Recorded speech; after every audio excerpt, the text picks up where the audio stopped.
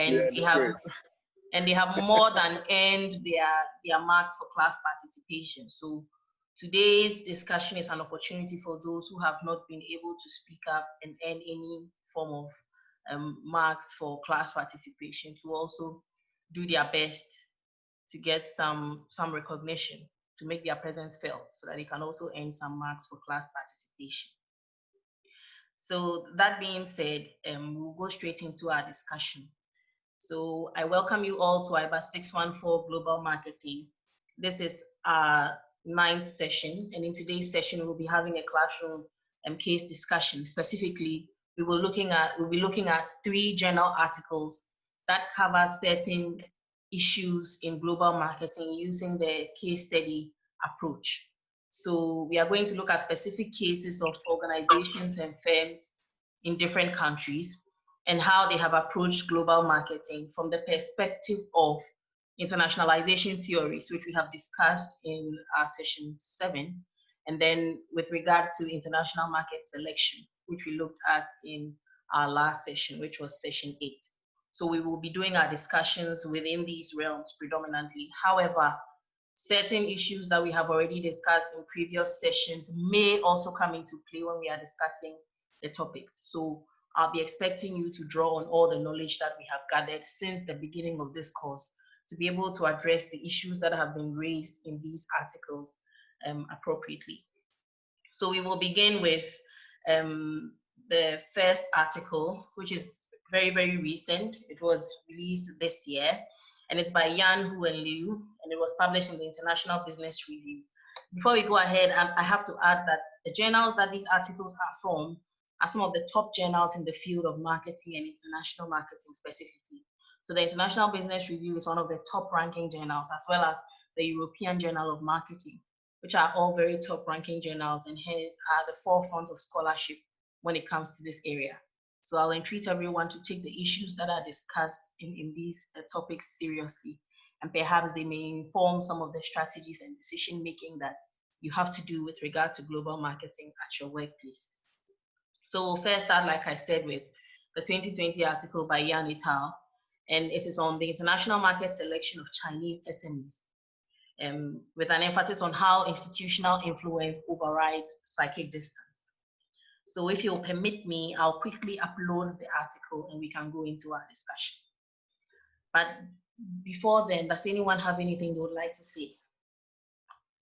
Or anything they need clarification on before we proceed?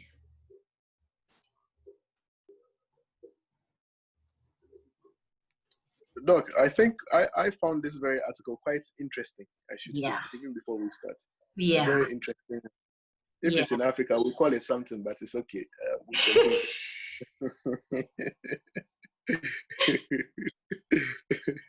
Thank you for that observation.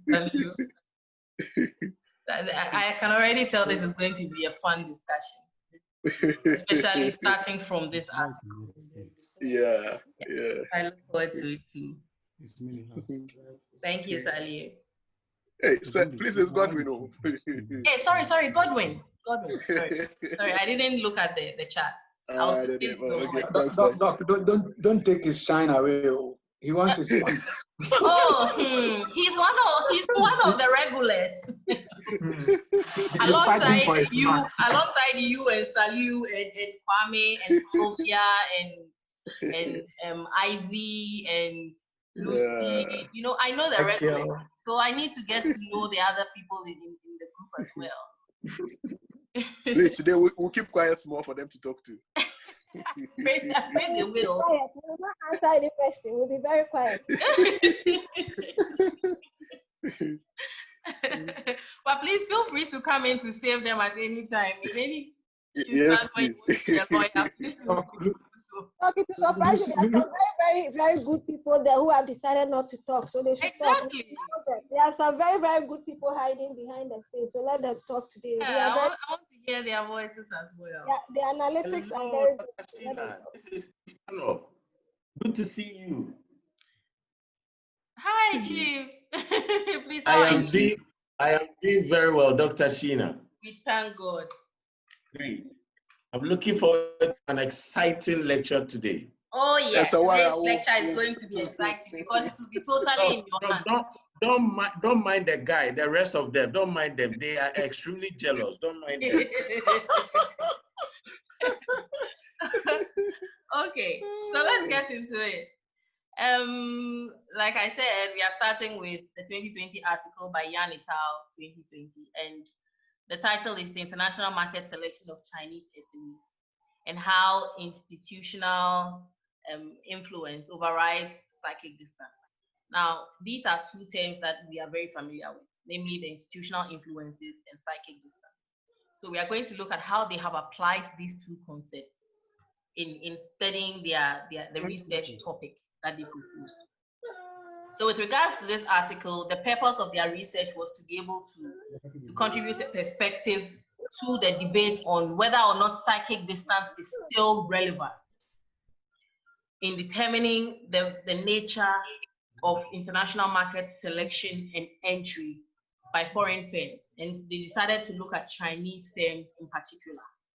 So from the article, we can see that the abstract tells us that drawing on the prior research, which suggests the salient impact of institutional factors on internationalization, they want to investigate how psychic distance and its institutional factors interplay with each other to determine what goes into the international market selection of Chinese firms, specifically Chinese SMEs. Now, before we proceed, I have to let us understand that when it comes to international market selection, SMEs are distinct from the regular large corporations and companies because of their very nature and their access to resources. So when we are discussing certain concepts in terms of SMEs, the characteristics and the nature in which the concepts are applied may be slightly different from if we were looking at, say, a multinational company like APSA or MTN or any of the other companies that have more of experience in the marketplace and have a larger amount of resources at their disposal.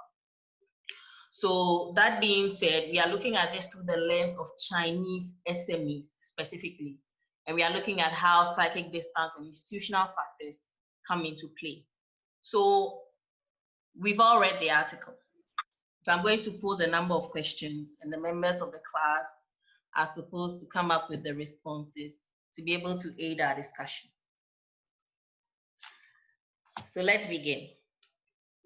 So I've already mentioned what the article is about. And I mentioned that there are two main concepts that they are melding here, being institutional influence and psychic distance.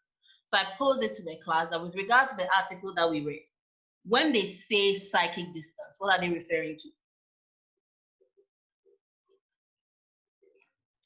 Yeah, Doc, let me try something. Please go ahead.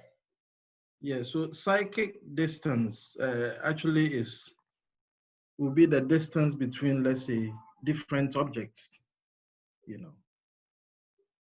Okay, so you are speaking in a more generic term. Generic term, yes. But I want you to speak specifically in relation to the article that we just read, in the context of the article. When they say psychic distance, what are they talking about? Dr. Sheena, please, can I in a bit? Is that Ellen? This is wonderful. Yes, This is Ellen. wonderful. Please go ahead.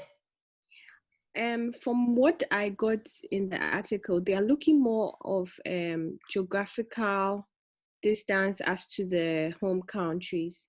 So they were comparing the proximity, if they would rather export to markets that are closer in proximities, which they term as psychic distance, or they'll go a bit further out of their comfort zone because they thought they are more comfortable. Mostly people are more comfortable with markets that are closer or around them. Okay. Sorry, when I say markets, I'm referring to countries. Sorry. Yes. So in this case, you are saying that psychic distance captures some form of gap or difference between two country markets, right? So in terms of geographical proximities, they were using. Okay, good. Now, geographical proximity that you have mentioned, you are using that as the basis for explaining what psychic distance is, true or false? Yes, from what I got with the article. Okay, so however, from the article again, would you agree that psychic distance is not the only distinguishing factor when it comes, geographic proximity is not the only distinguishing factor when it comes to psychic distance? Yes, from what we've learned in class, I think there's more to it. Okay, and the article also talks about more. Yes, yes. Okay, so you agree that there's more than just geographic proximity? More. Yes, there's more. Okay, awesome. So I pose it to the class now. What are these other characteristics? Thank you, Ellen, for that submission. What are some of these other characteristics that we can use to describe psychic distance? Hi, Doc. May I? Sarah, please go ahead. Yes. Okay. I also read that differences in business and legal systems also constitute psychic distance. So that's another one. Yes. Good observation. So, right. So differences in how like business is conducted and then the legal framework in which it happens also contribute to that distance, that perceived distance. Great. Thank you, Sarah. Any other Hello, one? madam. Yes. Hello, madam. Is that do I see Cephas? Yes, Cephas speaking. So I also realized that the transaction costs as well as the business strategy influence the cyclical decision.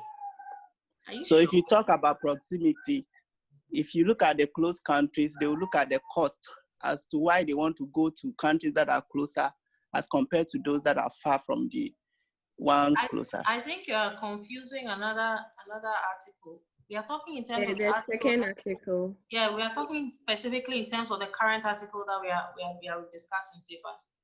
Christina. That's the Chinese SMEs. Yeah. Yes, Doc. Yes, so in addition, when it comes to psychic distance, in addition Christina, a moment before you come in. Cephas, do you see it now? Yes, I see it now. Market selection of Chinese SMEs. Yes. So cost is not necessarily a determinant of psychic distance. In this article, per what the article is discussing.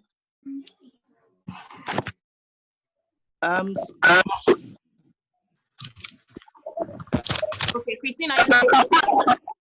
Okay, so Doc, in addition to the geographic distance and the legal that my colleagues mentioned, so another point that they mentioned was the fact that there were also cultural and linguistic differences. Great. So that's another pivotal one. Another point. Yes. Yes. So to the best of my knowledge, these are the 4 characteristics that they specifically referred to when they were talking about psychic distance. They looked into the issues of geographic distance, cultural and linguistic differences, business systems, as well as legal systems as the main distinguishing characteristics that can make one country market either further or closer to the home country market, right? So that is it for psychic distance. So now that we have appreciated, yes. How about the business environment and those who have the markets that offer similar business environment for operations and reduce the level of uncertainty? Isn't also part of the psychic? Yes, which is captured under the business systems. Yes. Yes. Hello, Doc. Nadia here. Hi, Nadia. Okay, so I noticed something in the article. I just want to find out if I'm right. Okay. It explained psychic distance as the sum of factors that are preventing the flow of information from and to markets. So I don't know if that explains psychic distance. Yes, so that is the definition of psychic distance that they are using, right? So when they talk about the factors that hinder the flow of information, right? Nadia, are you there? Yes, I'm here. I'm okay. Listening. So what is mention the definition again? It mentioned the sum of factors preventing the flow of info from and to markets. Good. So these 4 factors that we mentioned are examples of those factors that prevent the flow of information, that could prevent the flow of information from and to markets. Now, in this case, it does not completely stop the flow of the information, but it either makes it more difficult or easier for the information to flow. But sometimes it's also not just about information. It's also about mobility, right? So the definition that they gave is spot on. Okay. Are you okay, Nadia? Yes, I'm okay. Thank Good. you. You're welcome. Okay. So does anyone have anything else they want to add before we go on? Oh, Doc. Yes. Joanna. This is Joanne. Hi. Yes. From the article, I also got that it wasn't just the informal institutions, that's the business, but also the formal institutions, that's the government. So we are coming to it. Yeah. Okay. We are coming to it, which is the next thing that we are going to discuss. So, Joanne, while we are at it, can you explain what the article says when they talk about institutional influence? Okay, with what I got from it, I realized the Chinese SMEs, they use both the government. You're digressing, Joanne. I'm asking you about a concept. Okay. So when they say institutional influence, what do they mean? When they say that there are certain institutional influences that impact the selection of a market, what do they mean when they say that? Okay, I understand it as the businesses themselves, like their processes. Mm-hmm. Yes. That is just one aspect of institutional influence. So did you see any other aspect of institutional influence? I know that could be like the government and both the businesses, the private businesses. Good. Yeah. Good. So thank you, Joanna, for that submission. So in that vein, we are talking about the fact that if we are looking at it from the firm's perspective and their kind of institutional influence, we can refer to it in terms of one type of influence that is referred to in the article. And then when we talk about government as an institution and the effects that they have on the market selection process, it also captures a second type of institution that is referred to in the article. So on that basis, the article talks about two general types of institutions, right? And they discuss it in the context of institutional embeddedness. Yeah. So when we say institutional embeddedness, what are we saying? When we talk about institutional embeddedness, given that we have identified that there are different types of institutions, yes. Is anyone going to come in? Yeah, Doc. Yes, Salu, please go ahead. So embeddedness generally refers to the degree to economic activity is constrained by non-economic institutions.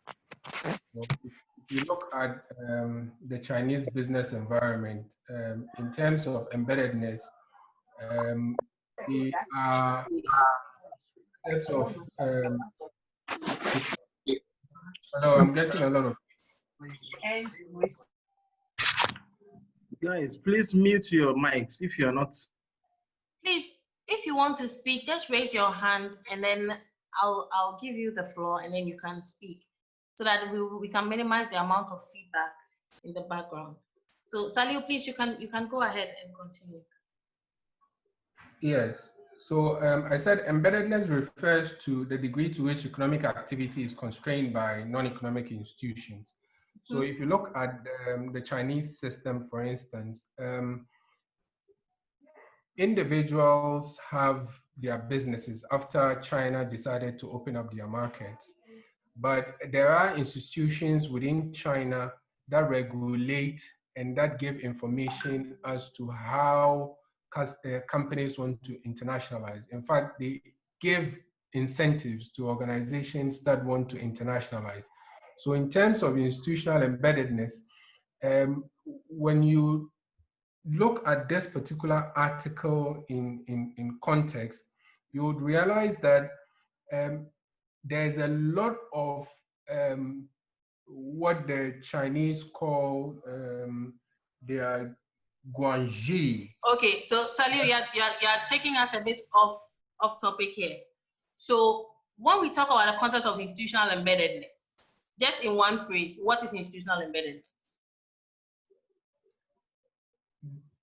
The level at which, also the degree to which the personal interactions or personal influences Good. have a constraint on businesses. Good. So here we are talking about the human element, right?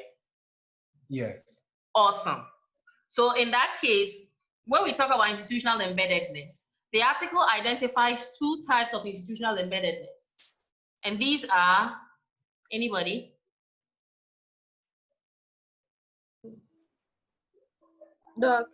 Yes. The informal and then the formal institution. That's Equia. Yes, that's formal and informal. Good. Yes. Now, Michael, this formal and informal can further be broken down into different sets of institutions. So under formal, we have another type of institution, and then under informal, there's another type of institution. Did you see that, Michael? Can you help us by telling us those differences?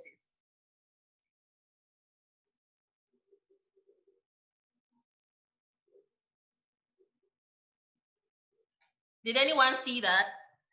Because the article told us that formal institutions govern societal transactions in the areas of politics and law, right? Yes. And governments are the main players in this arena.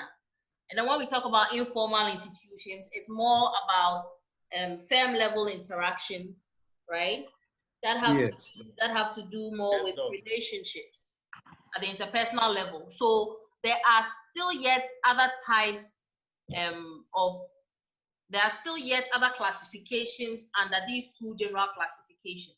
So when we talk about the formal institutional embeddedness, what other classification do we have under the formal institutional embeddedness? Is it Crescent? Do I have it right? Crescent, your hand is up. Please, you can speak. So yes, according to the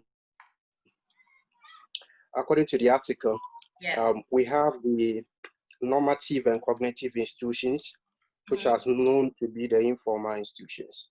Good. And then the regulatory institutions, which are also known to be the formal ones. Great. So these are the three general types that we can further classify under informal and formal institutions.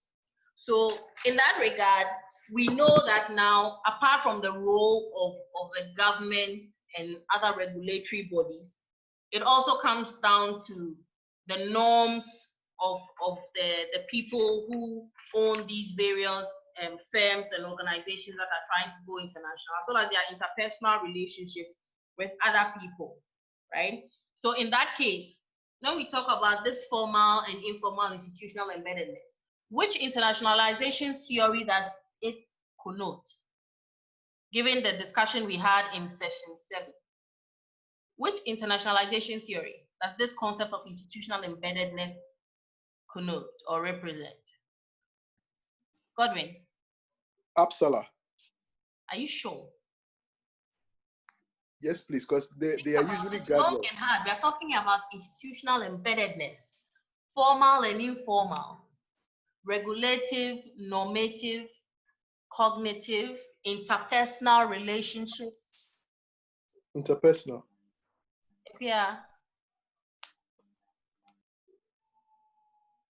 Okay, your hand is up. Sorry, I had muted. I don't know if it's correct. Is it the home country institutional embeddedness? I don't know if it's correct. No, we are talking, right now we have gone back to internationalization theories. What we learned about internationalization theories. And we are saying that this institutional embeddedness concept, describing formal and informal institutional embeddedness, connotes a particular kind of internationalization theory, which we learned about in session 7. We learned about 3 main types of internationalization theories. So the regulatory, the normative, and then the cognitive, is it that one? They all come under institutional embeddedness, okay, which is representative of a particular set of internationalization theories. We learned about— Is it firm-based? Is it firm-based? Is it Guanzi? Is it Guanzi? Can you try? Is it Guanzi? It's an interaction model. Interaction models. Hey, so all the things we learned, please, what do you do with the information? Madam, please, Salim is right. But I mean, from what I'm deducing, it's like these people also want to bring up their own theory. Can you relate to that? No, they're not bringing up their theory. In fact, if I pull up the slides from that lecture now, you see that it's not about these people at all. It is totally an issue of what we learned in class, which everybody has forgotten. And I'm going to prove you wrong right now. Now, we just talked about institutional embeddedness, right? We just did, right? Yes, please. Good. Now I'm going to show you something that is going to wow all of you. But then again, it shows that you are not reading. Do you see the slide I've just projected? Do you see it? Yes, please. Yeah. It says what? Interaction what? Models. And these models emphasize the what? Social embeddedness. Social embeddedness. Thank you very much. So you see, it's not about the people trying to develop their own theory or anything. This is something we learned in class. And that tells right, madam. You're right. That tells me you're not reading your notes. Madam, it's one thing reading and one thing remembering. We are trying. I hear you. But like I said in the beginning of the lecture, we will be doing a lot of going back. So I expect you to apply all the knowledge you've gathered throughout the course. Because these articles are written from the perspective of researchers who know the area. So they apply a lot of knowledge and concepts gained from their years of research in the area of international and global marketing to writing these articles. So if you cannot apply all the knowledge you have gained, sometimes it will be difficult to appreciate what you read in articles of this nature. Please, does it make sense? Yes, dog. Yes, dog, is that. But dog, please, let's go back to the last but one highlighted points. Where? On this same issue, the very last but one. In the article. That one, good. This study is exploratory in nature, focusing on theory development rather than theory testing. Where? Before the conclusion. Yes, the 5.4, limitations and direction for future research. Why are you going to the end of the article when you have not even gotten there? We haven't gotten there. Okay, so it's exploratory in nature, focusing on theory development rather than theory testing. Yes. And when we say, what do you understand when we say theory development? Dog, me, I'm asking you.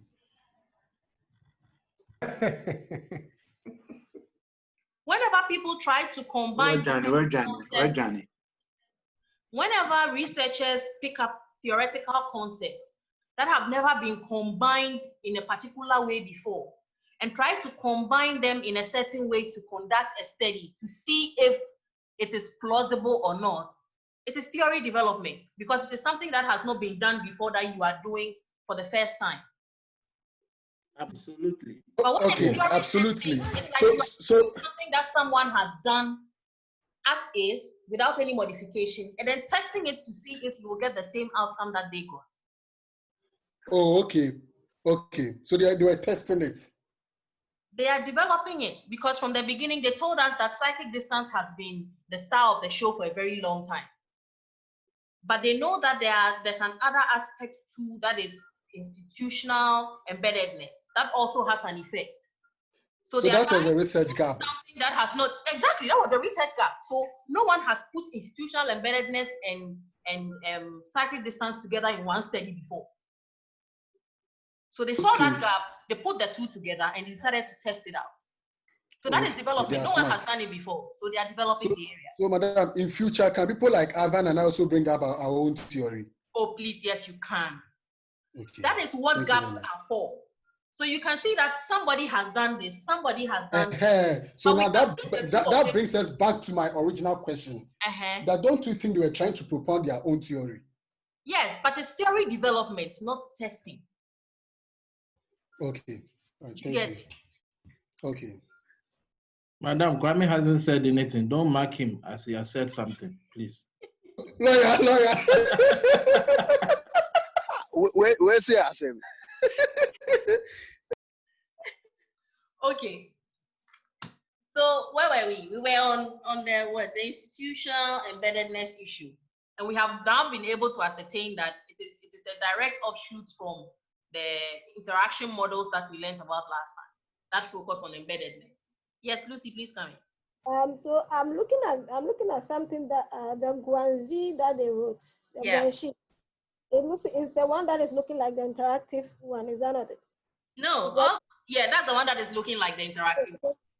Yeah, they are trying to say that there's a relationship between two people or two individuals and all that.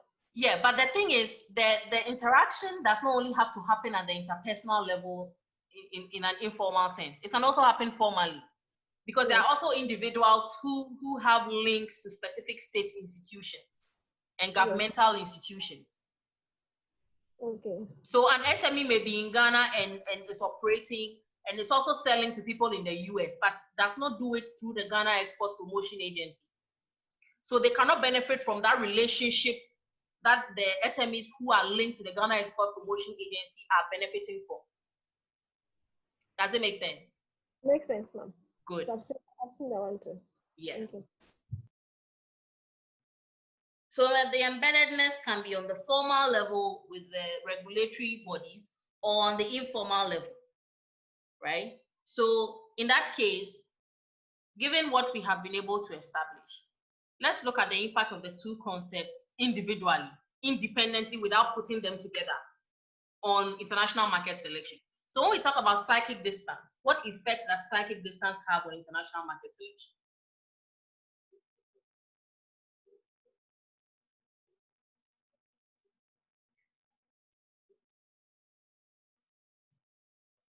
I'm waiting, or I should nominate.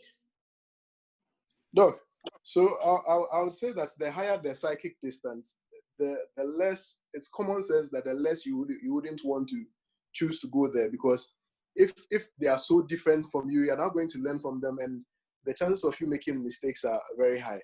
So why? you really, because you don't know about them and their culture is very different from you. So let's say, for example, our culture in let's say Ghana, when you want to let's say, oh, thank you, you can put your thumbs up. But in Brazil, that is an insult. So, but this is a very an easy one. But let's say if the legal systems are different, the way the political influence of the business environment is different from where you are, then it is more risky to choose places like that. You just used the word. What word did you just use? Hey. You just used the word. A lot of things. Risky. Okay, risk, you mean. Okay. So cyclic distance introduces what we call an element of risk. Risk, yes. The higher the level of cyclic distance, the higher the risk. The risk. Good. Risk. The lower the cyclic distance, the lower the risk. So that is why cyclic distance comes into play in all these things. So good one there, Godwin. Right? But that is all things constant. It looks like the cyclic distance in Ghana for the Chinese is a bit lower, because if you look at the Guangxi, how do you call it, lecture, they are saying that the bribery is the same. Whom you know. You can't also just say that in terms of cyclic distance. But I think it's lower because they are talking about whom you know, and in Ghana, whom you know also work, and backdoor referrals and all those kind of things. So I think those. Okay, so you jumped ahead and you are mixing up issues, right? So now we have just established cyclic distance, the fact that it introduces some level of risk. Now, looking at it in terms of strictly cyclic distance, the cyclic distance between Ghana and China will always be high. Why? Does it make sense? Can I ask why? Definitely, yes. Strictly in terms of cyclic distance. Don't think in terms of institutional embeddedness. Just cyclic distance in isolation. Very, very, very far. All right. There will always be high cyclic distance between Ghana and China. Yes. Lucy, does it make sense to you? It makes sense. Only if you are looking at only cyclic distance. Exactly. Which makes the research that these people have done very pivotal. Right? Good. So now let's come to institutional embeddedness. Now looking at institutional embeddedness alone.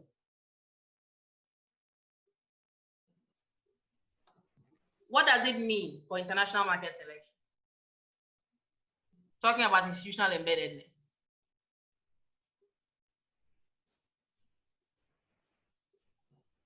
Sally, please go ahead. Yeah, it means a lot to international businesses because in terms of the influence that these institutions might have on a potential SME to go international. So for instance, in the article, they made references to companies that went into the United States. Because in terms of regulation, in terms of laws, in terms of quality standard are significantly different from that of the Chinese, they would need the institutions to give them guidance and to scale over that difficulty when it comes to going international. And then from the firm level, if you don't have a network in the United States, it's very difficult for a Chinese company to go and establish in America. But if they see there's, let's say, a slide of a competitor in a playground in America, they see that it's possible. So they do a peer-to-peer discussion at firm level, and then they would give them insights into how to break into the American market. And then they would decide to internationalize. So without the support, both at the firm and then at the government level, it becomes very difficult for SMEs to internationalize. Great.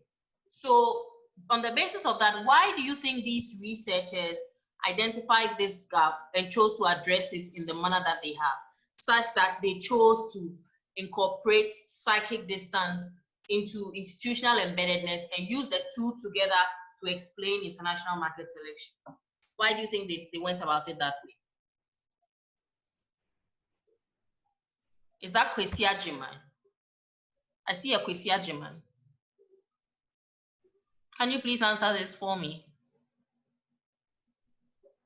Why did the authors deem it necessary to incorporate psychic distance into institutional embeddedness issues and attempt to use that to explain market selection decisions? Mr. Kwesi Ajiman, I'm waiting.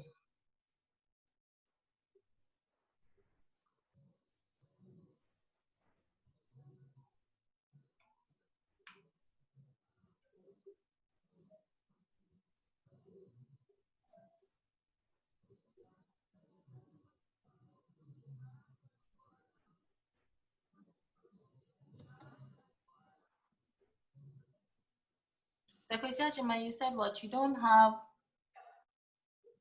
network. Okay. So can I try? Yeah, Lucy, please go ahead.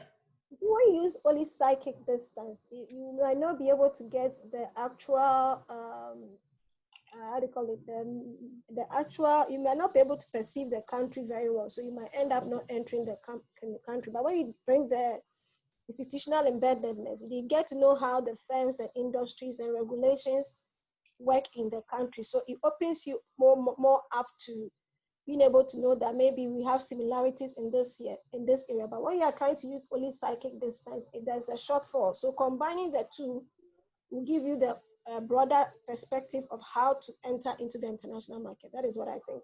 Yeah, yeah. And I think that is a very good observation, because technically, psychic distance is not the only factor that determines why a particular home firm will select a given host country as the market that they want to enter into. As we learned last week, there are several factors involved. Sylvia, please, you want to come in? Sylvia, please come in.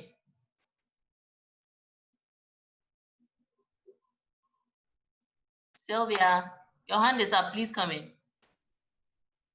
Maybe her mic is muted. Oh, okay. Because her hand is up and I can't hear her. Okay. Does someone else want to come in? Doc, can you hear me? Yes, I can hear you now, Sylvia. Please go ahead.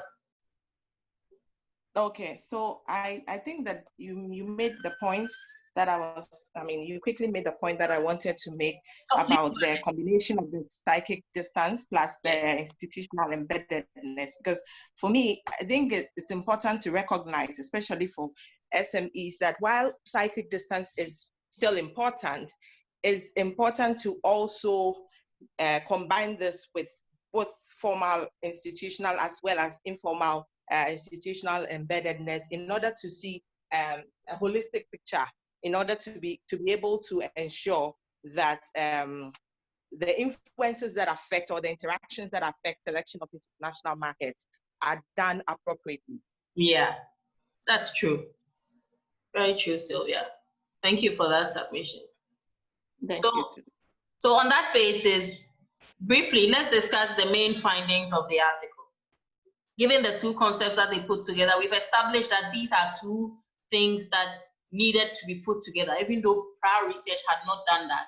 These are two things that needed to be put together to enable us fully appreciate the multidimensional nature of global market selection, because it is not just up to one set of factors. I remember last week there was a question that came like, so Doc, do we have to go through all these stages before we select a market? And I remember saying that depending on the unique circumstances that you find yourself in, you need to be able to know what information you require to be able to make an appropriate decision. So in that instance, let's look at the findings. After they put the two together and looked into the market selection of Chinese firms to see how psychic distance and institutional embeddedness come together to influence the international market selection process, what were their main findings? So I'll encourage class members to take them one after the other. So each person can take one and then elaborate. Chief Tando, please go ahead.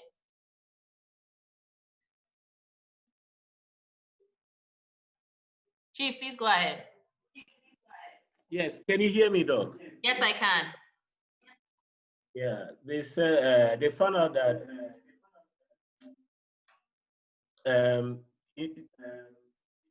internationalizing or choosing an international market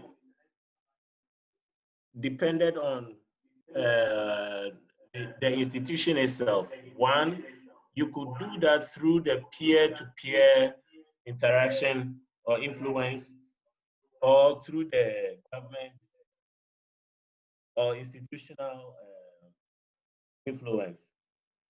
Good. Good. So that means that a firm could select a particular market primarily based on the level of formal institutional embeddedness and informal institutional embeddedness that they are afforded to make their transition or entry into that market easier. Is that what you're saying, Chief? Doc. Yes, Doc. Sure. That's a good one. Thank you, Chief. Mawina, please come in. Hi, Doc. Yes. Yes, so I think they finally concluded that it is important that managers actively engage both at the formal and informal level when it comes to making international market selections. Yeah. But why do you think this is necessary? Because there are some firms that have a track record of not necessarily consulting at the informal institutional level, perhaps at the formal institutional level, because it's something that has to do with international activity. So definitely, whether the firm involved likes it or not, some level of formal institutional involvement has to happen for the global marketing activity to take place. But why does it have to involve both formal and informal? Because I think we already established that the psychic distance is not enough. Sometimes the company or the firm or the country needs to go the extra mile to look at other factors when trying to go international. So yes, looking at it, the psychic distance might not be enough. That's true. That's true. And on the basis of that, thank you very much, Marina, for that submission. So on the basis of that, the Uppsala model has gone through some revisions. So one of the main revisions that has been done is to downplay the influence or the role of psychic distance in the internationalization process. Because the initial Uppsala model placed so much emphasis on psychic distance such that it predicted the whole process of stepwise internationalization that involved lower levels of commitment in the beginning, proceeding gradually towards higher levels of commitment as a result of the element of risk which psychic distance introduced. So thank you, Morena, for that submission. Anyone else? No. Anyone else on the findings? What were the other findings? There's still a number of findings. Hello, okay, Doc. Yes. Hello.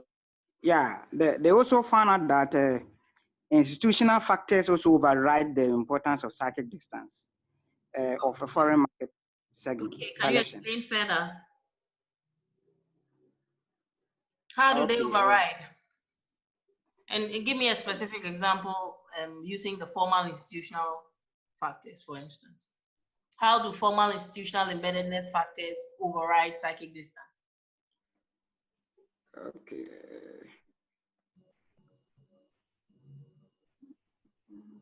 You can use an example from the article. Yeah.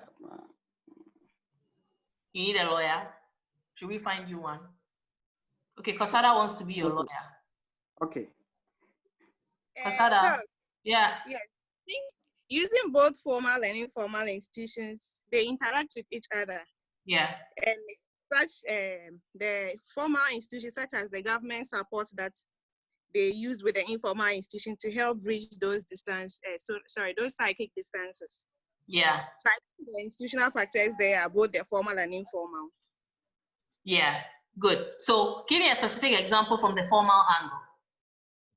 From the case, how were they able to prove the impact of formal institutional embeddedness when it comes to psychic distance?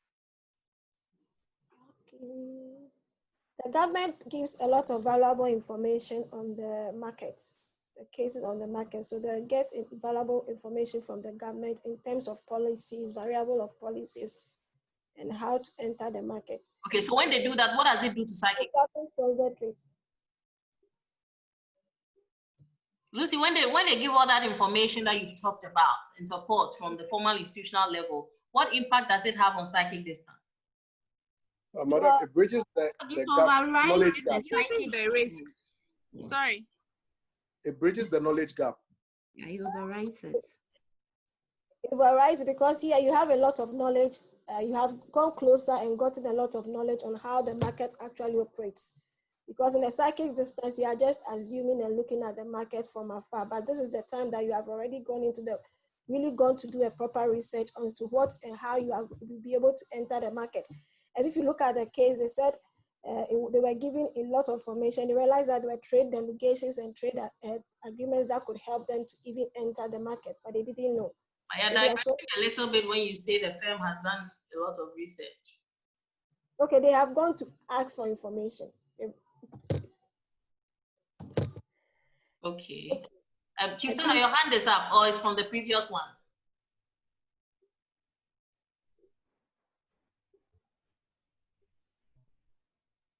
Doc, sorry, it's from the previous one. Okay. Miss Minka, your hand has been up.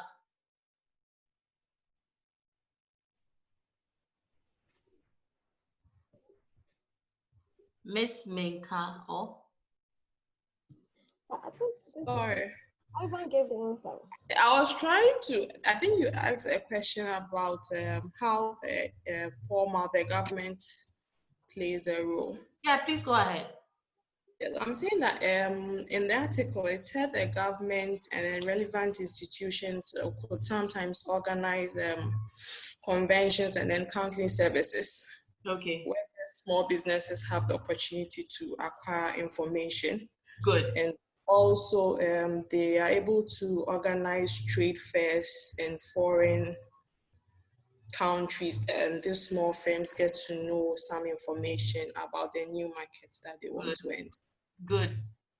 Good. Thank you, Ms. Minka. So, Lucy, based on what Ms. Minka said, it's not always that the firms go in search of the information. Okay. Sometimes it's offered to them. All right. Thank you.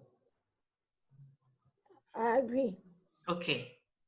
So the information sometimes is offered and sometimes they go in search of it. But ultimately, the formal institutions are there to provide that support and assistance. And I think that is what we have been able to establish. But now let's come down to this Guangzhou thing that they have, is it Guangxi thing that they have been talking about in terms of the informal institutional embeddedness. Now, from the discussion that they had in the article, it seems the Guangxi sometimes even goes further than what the formal institutions provide. Do you agree?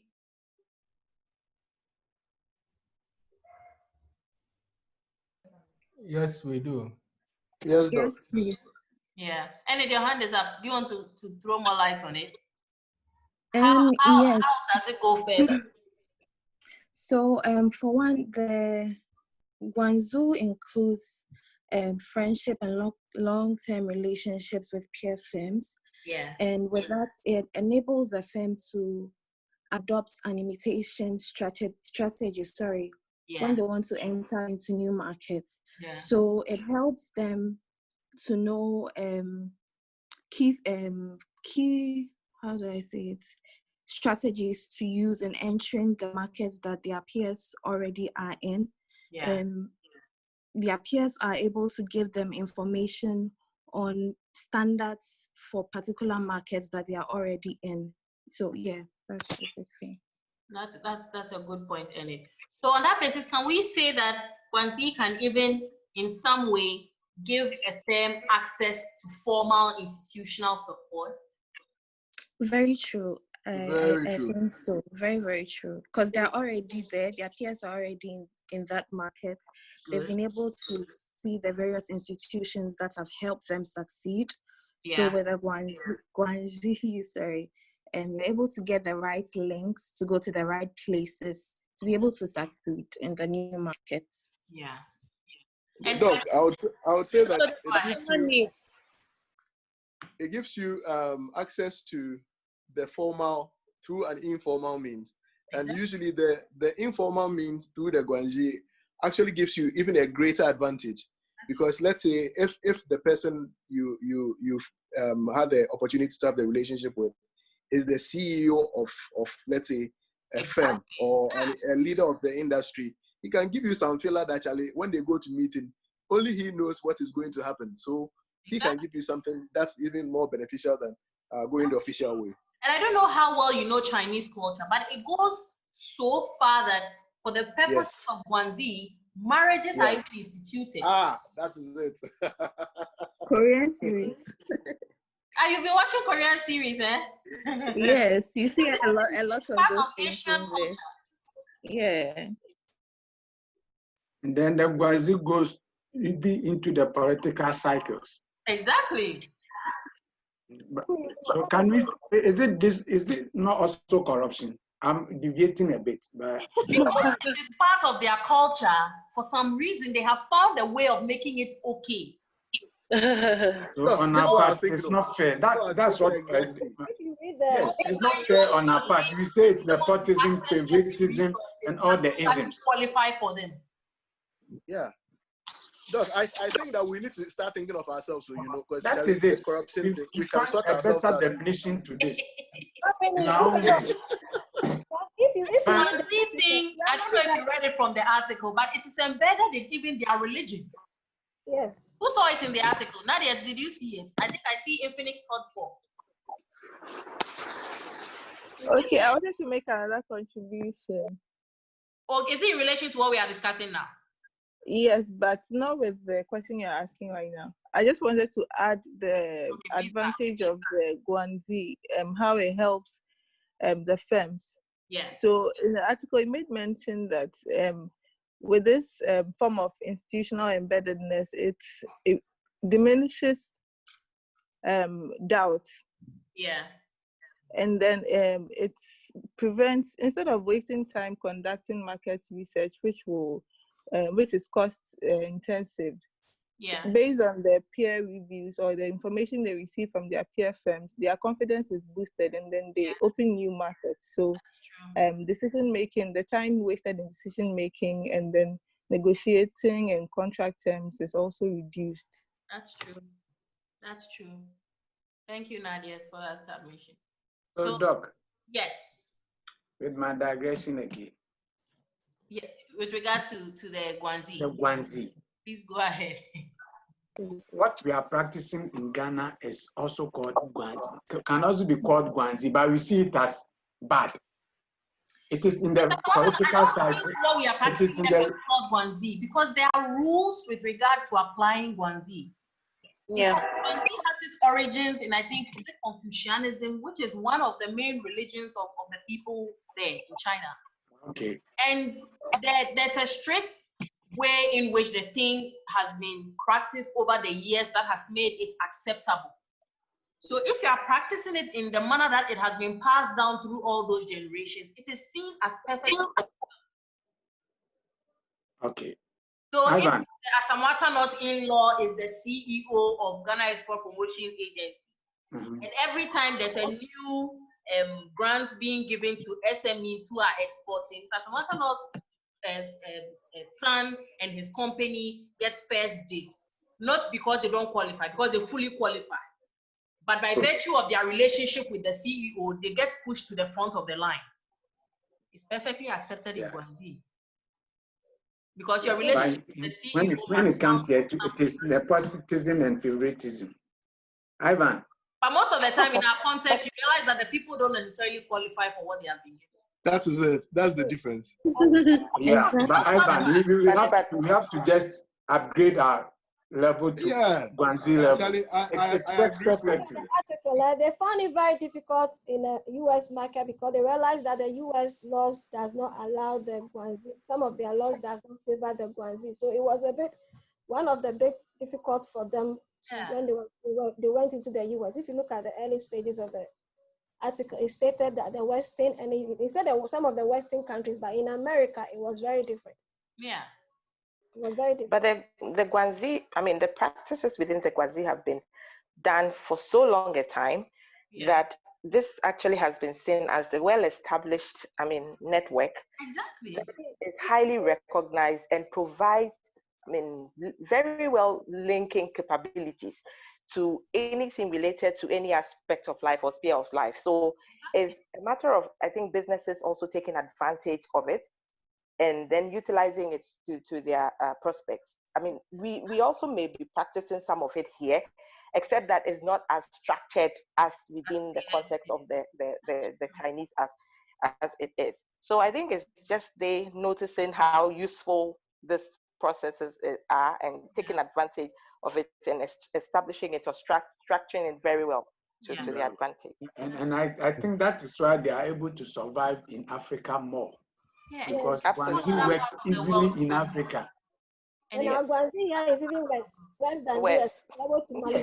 You see, Madam, one thing I've realized is that this Guangxi thing and networking. Kojoboni says it's Guangxi. It's Guangxi, yes. Okay. Guangxi, yes. Okay, Guangxi, about the French, Chinese people were not correcting us. It's similar. But the difference I realize is that with the networking... It's Guangxi. Guangxi. So is it Guangxi, or Guangxi? It's Guangxi. It's a Guan and the SI. So whichever we pronounce it. Madam, what I realize is that this Guangxi thing is more of a barter trade, a barter system. But this time, may prove that it's a service that is exchange. So whoever is offered a Guangxi hub always bears at the back of his mind that he owes the other person one, or he owes the other person a favor.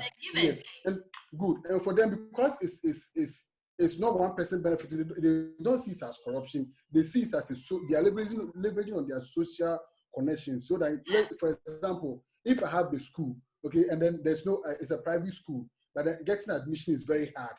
Then I can employ my friend. I can admit my friend's son because he's my friend. Then when my friend goes home, let's say if my friend is a doctor, whenever I go to the hospital too, my friend will also make me skip a queue.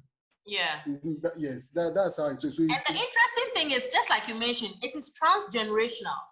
So if Kwame Akpa did something for somebody and Kwame Akpa didn't get to return the favor, he still has to return it regardless of whether it's a person or his grandson, my children, children's children. The debt always has to be repaid. And I think it's not the Chinese who are doing that. The Lebanese and Indians too are practicing it a lot. That's what I said. It's embedded in certain cultures, and sometimes it's even part of religion.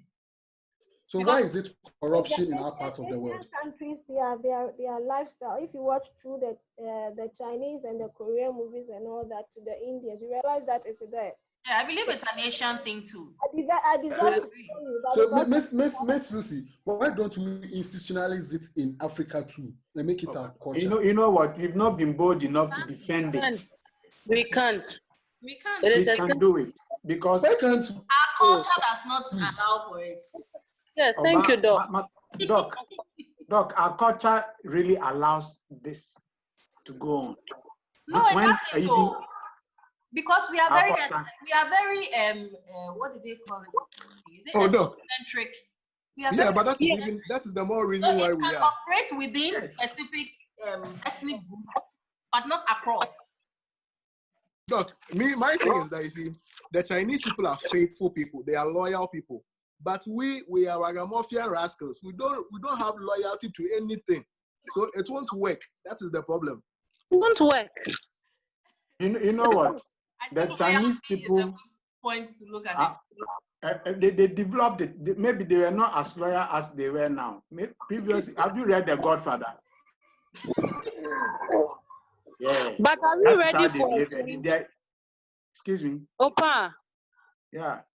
Are we ready for a change? Are we ready to really set down rules to govern these businesses? Yes, Ivy. So Ivy, after this course, when I meet you somewhere and you need assistance and I help, is that not Guanji? Wouldn't you have my children when you meet them elsewhere? It's at one front. The fact that you have an agreement with somebody, your son will come and decide that he doesn't want to do that. Yes. Doc, you decide that he doesn't owe the person anything. The person did it out of his own free will. Yes, as someone was asking if we've read The Godfather, please, have you read about Anansi?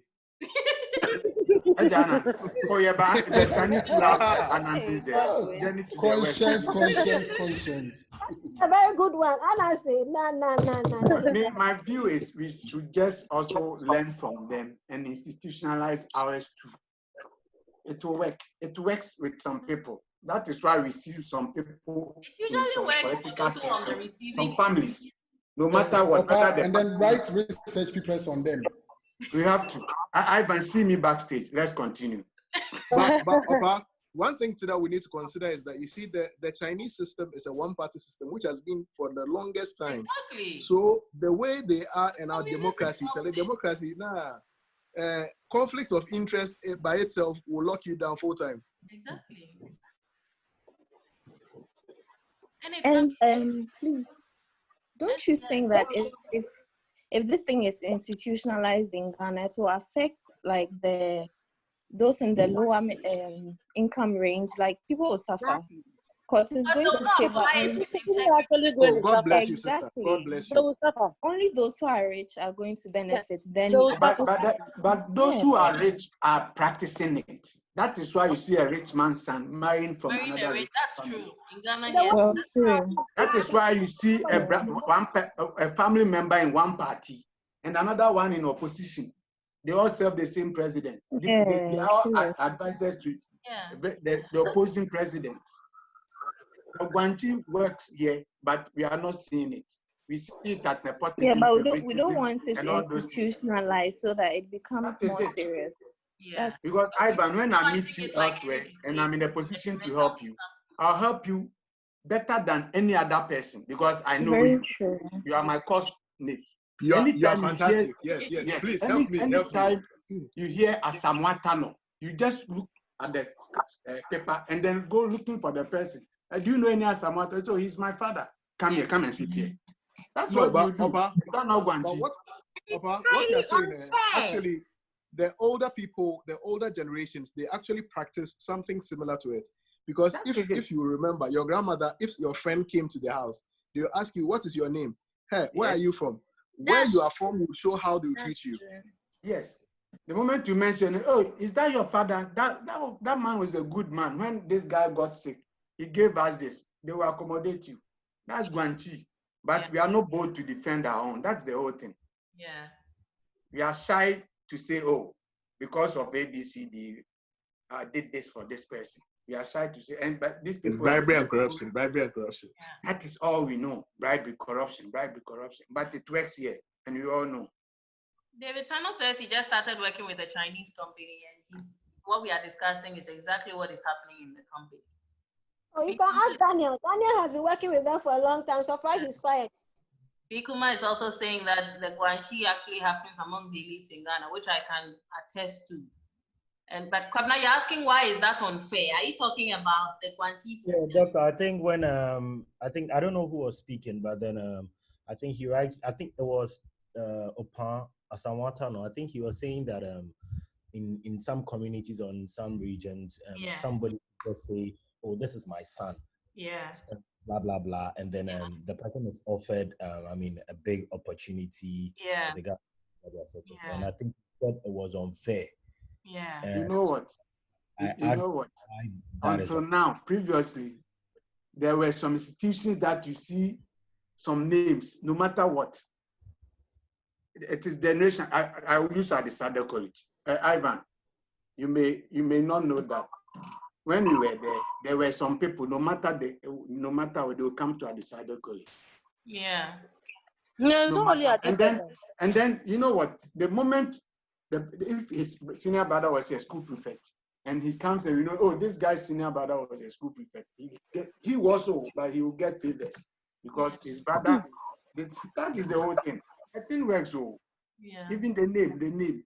Yeah. It works. Yeah. Madam, just like Pikuma said, it works with the elites here in Ghana. That is it.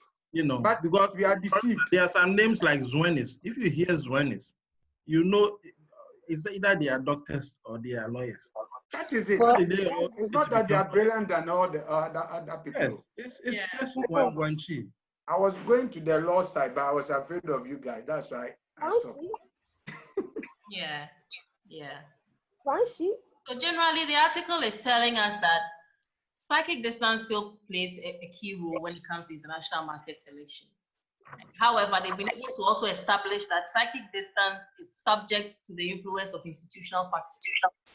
So in the event that institutional factors help to mitigate some elements of psychic distance, you will find some firms not obeying the traditional rules of psychic distance, where international market expansion proceeds from countries with lower psychic distance to countries of a higher psychic distance. However, they were also able to prove that there are some firms that are still going strictly according to the rules of the psychic distance principle, where they are still approaching market selection in a stepwise manner. They choose the markets that are closest to them, offering the least amount of risk. Then in a stepwise manner, proceeding gradually towards markets that are of a higher risk, right? Often with the support of institutional factors or otherwise.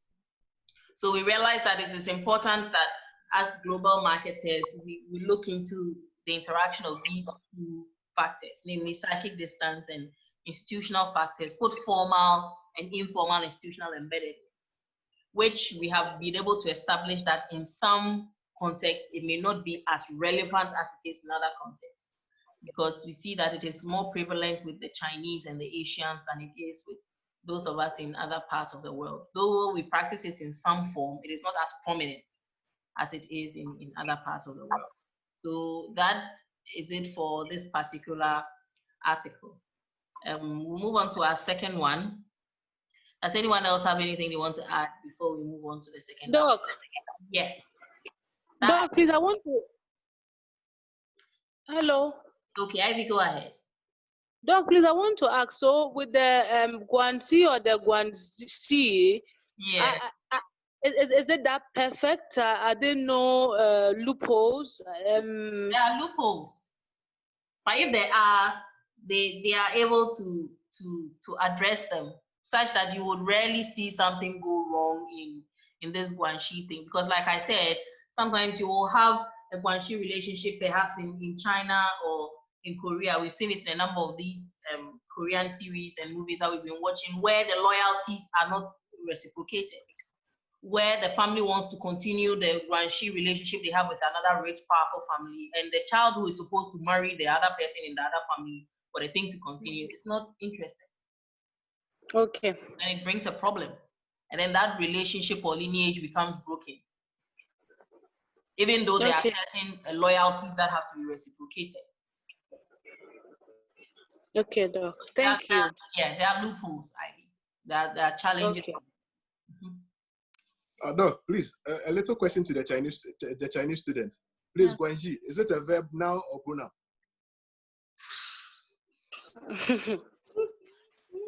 I think it's a noun. It's an adjective. It's a noun. Google says it's a noun. Okay. Because guanxi is more of an idea, right? So it's a noun. Yes, it's a noun. It's a noun. Thank you, Chinese students. Okay, so let's go to our second article. So this time around, I'm going to allow you to tell us what the article is about, but this is another very fun one. It's an award-winning article, which throws a lot of light on another aspect of internationalization theories that we learned. So before we do anything, please, which type of internationalization theories does this article capture? Is that Christina? Christina, your hand is up.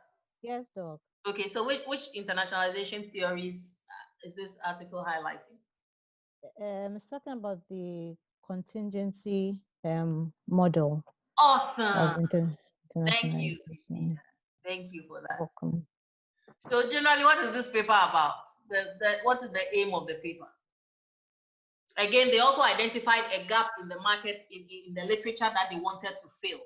By the way, the other people saw that psychic distance had never been looked at in the context of institutional embeddedness. These people also saw a huge gap that they wanted to fill. And what was that?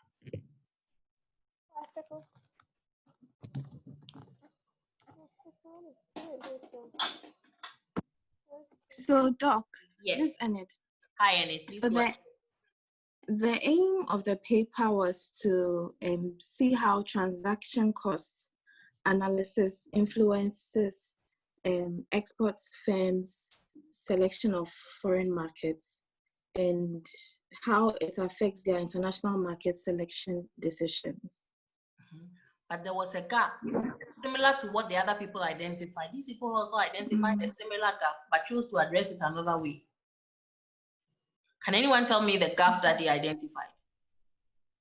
And thank you for that submission. Does anyone want to tell us the gap that they identified? Their gap is similar to what the other people identified. Remember, the other people identified the fact that people have usually been basing their arguments for international market selection solely on psychic distance. But they believe that there's something else called institutional embeddedness that needs to be brought to the fore.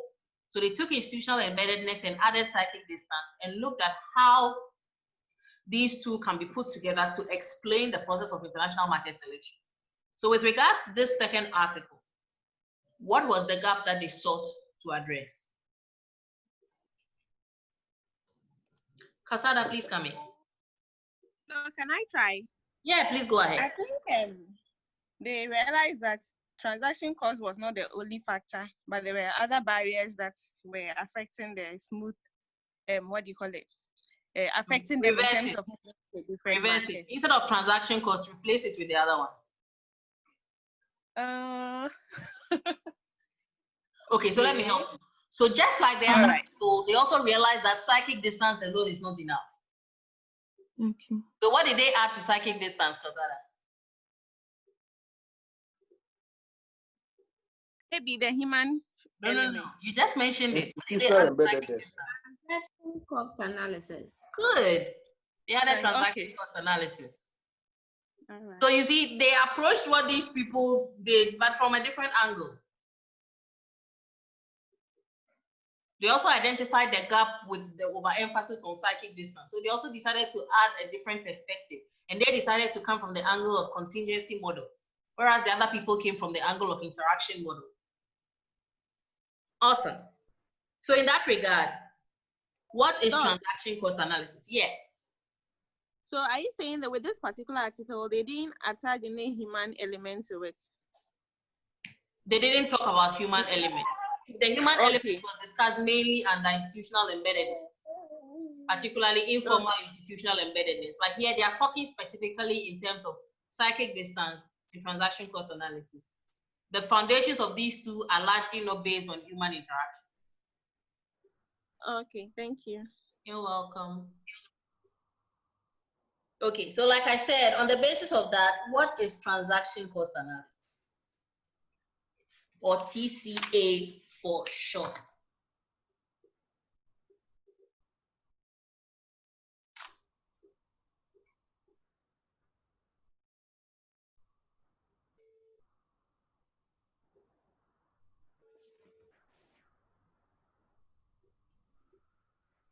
Now, can I try? Yes, Aliu, please go ahead. So transaction cost analysis is all the costs that are associated with the pre-contract stage. Good. And then the post-contract stage. Okay, so what are the technical terms for the pre and post? Ex ante and ex post. Awesome. Please proceed. You know, the summation of all these costs, yes, gives a potential firm the costs that they are going to incur if they internationalize. Yes. So they look at it from a profitability point of view. If the cost would be more than the revenues they are going to generate, they don't go. Yes. Or they find a different route to internationalization. But if the cost is less, then they would go. It provides a systemic approach or a systematic approach towards the process of internationalization, international market selection. Good, good. That's very true. So in this case, we are talking about the fact that the aim of the global marketer is to make sure that they reduce the amount of cost that is involved in going international, regardless of whether they are going to a psychically distant or a psychically closed market. The idea is transaction costs should be minimized in whatever decision that they make. Now, why is transaction cost analysis relevant to international market selection? Because, like Saliu just mentioned, there are several cost elements involved in international market selection. And some of these cost elements are tangible and some are intangible. For instance, knowledge is a cost element. Gaining knowledge about a particular market that you're entering into is a cost element. And that is one of the examples that was given in the article that we just read. So with given the various elements of cost that the firm has to incur in making the decision to select a particular market or otherwise, they need to be able to perform what we call a transaction cost analysis. Now, in comparing transaction cost analysis and psychic distance, the article tells us that they refer to two main kinds of approaches to international market selection. Does anyone remember these kinds of approaches per the article that we read? They said transaction cost analysis represents one particular kind of approach, and then the psychic distance represents another kind of approach. Enid, please come in. The case says systematic and unsystematic.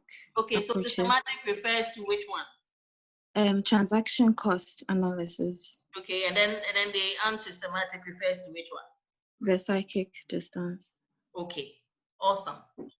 So just like Enid helped us to establish, the systematic approaches mainly focus on the complex assessment of a range of factors between a foreign market and a home market that will constitute some element of cost when it comes to the movement of the firm from the home country into the foreign market. And then the unsystematic approach basically considers looking at psychic distance, the differences between the two markets when it comes to perhaps geographic distance, cultural and linguistic differences, differences in business systems as well as legal systems, which are largely unsystematic. Unlike the transaction cost analysis approach, where you have to actually systematically go through each element of cost and see how it will contribute towards your entire budget or the amount of resources that you have to commit to be able to internationalize into a foreign market. Now, in the article, they refer to something that drives transaction cost analysis, and they called it bounded rationality. Can anyone explain to us what bounded rationality is all about?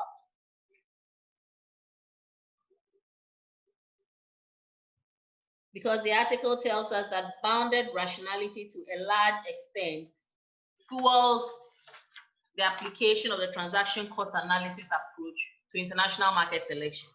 So what is bounded rationality? Anyone? Bounded rationality, what is it all about?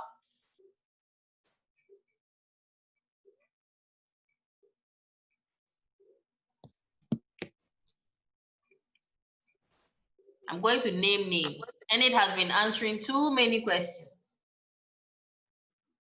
I see Victoria. Okay, Victoria, come in. Bounded rationality. Bounded rationality.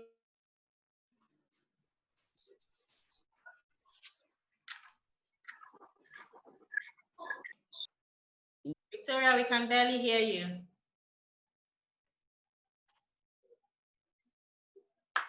Can you hear me now, please? Yes, I can. Hello? Victoria, I can hear you. Hello? Victoria. Okay. I was saying that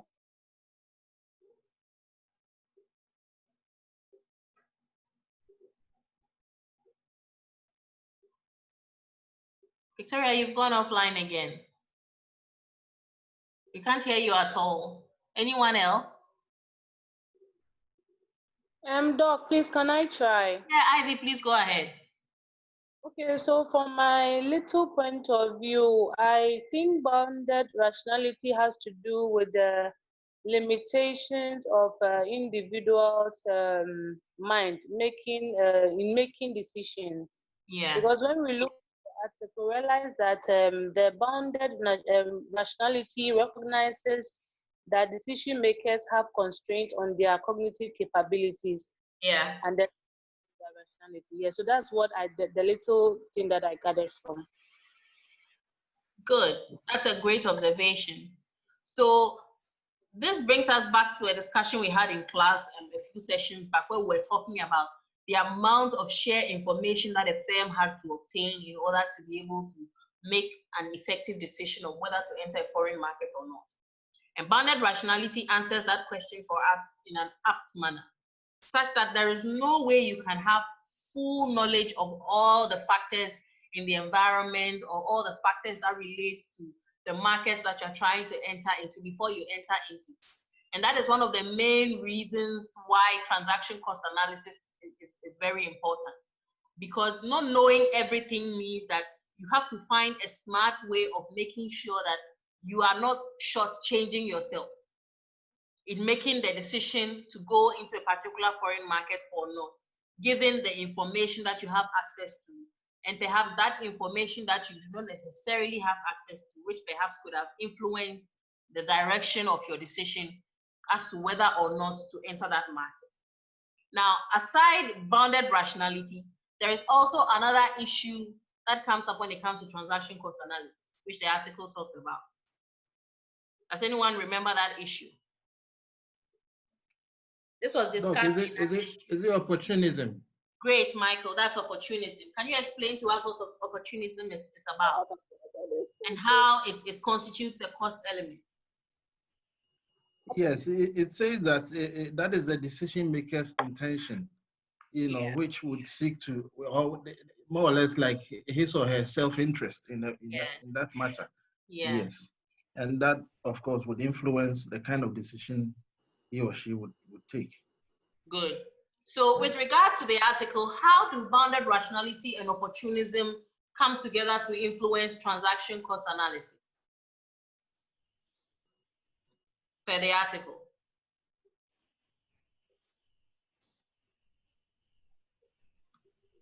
Doug, is it a general question or is it to me? The question again.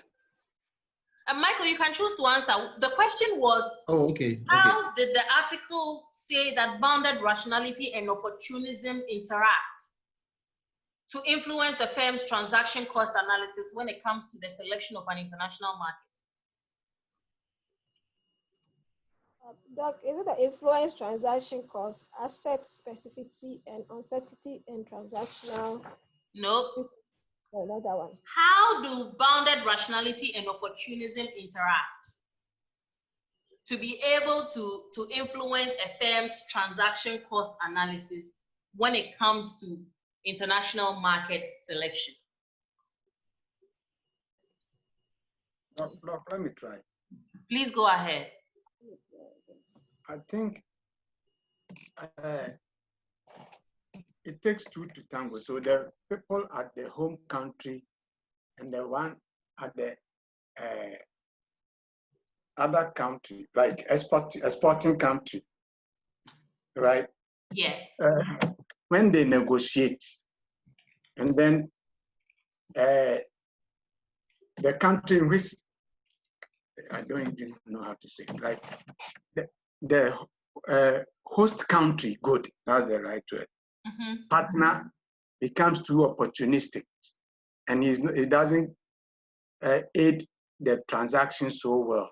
It affects the cost of doing business. Okay, so that is opportunism. But how does that relate to bounded rationality? Okay, with bounded rationality, yeah, Charlie, take it from there. Together information of, if you have limitations and you're not able to get the information and the things that you need properly, you might not be able to make the good decision to be able to move into the next market. Good. You might make wrong moves. Good. So you have to be able to make sure that that limitation is taken off. You have to be able to get the proper information and the right of doing business before you enter another business. Good. And when it comes to opportunism, when you are more when you seek your interest, you might end up not seeking the interest of the whole company. So you might go into an environment where you think it best suits you, but in the long run, it might not suit the company in the whole. In the long run, the company will not be able to succeed. Good, that's another good point. So Asamata and Lucy have helped us to appreciate the fact that opportunism will come in as a result of the interest that both parties in the agreement are seeking for themselves. And because there's bounded rationality, no one really knows how this agreement will go in the future. Or perhaps the home country going into the host country does not have full knowledge on how the internationalization process is going to go. So per the article, it tells us that given the bounded rationality, firms have to be able to put in place measures to protect themselves against opportunism, because you will not be able to fully determine where there's opportunism and where there is not, right? So firms usually try to protect themselves by drawing, as I call them, ironclad contracts. Yes. But the more clauses you put into a contract, the more costly it becomes. Yes. That's exactly what I was coming to. Now, madam, can we say that opportunism gave birth to the rationalism? Opportunism gave birth to what? Rationalism? Or you mean bounded rationalism? Yeah, bounded rationality, no, it's the other way around. No, I think because you have recognized opportunities, for example, let's say the Ghana Airport Company wants maybe some investors to come on board. That's an opportunity for you to quickly come in. Now, because of that, you are in a rush. You've not sat down to really do a mathematical model or whatever to see the trends and everything, whether COVID or no COVID, the time that the frequent travel because of that. But you are bounded by the rationality that, the fact that they are trying to transform the airport to a hub. You are thinking of bounded rationality in a totally different way. I'm taking it in the point where you have not really sat down to look at all or done all the research, done the mathematics, done the everything. But that's the opposite of what you are describing is the opposite of bounded rationality. Bounded rationality is where it's possible for you to do all the calculations and all the corrections. Yeah. And that is what gives birth to opportunism. Yes. Because people know that there's no way you can be able to know all the facts. So they'll take advantage of the gray areas where you do not have all the facts. Okay, and bring about opportunism. Exactly. Okay. All right, thank you. You're welcome, Kwame. So in that case, like I said, the ironclad contracts are the only way by which the home country can protect themselves from the shortcomings created by bounded rationality and the negative effects of the opportunism that can come about as a result of that bounded rationality. So transaction cost analysis comes in where you are looking at the cost that you are going to incur in order to be able to do business with these people. And definitely the level of cost that will come with doing business with one group will differ from the cost that will come with doing business with another group. Hence the need for transaction cost analysis, because maybe for another host country, you may not have to put in so many clauses that will introduce additional cost elements than you would have done with another country. Hence the need for transaction cost analysis, because here we said our main aim is what? Cost reduction. Does it make sense?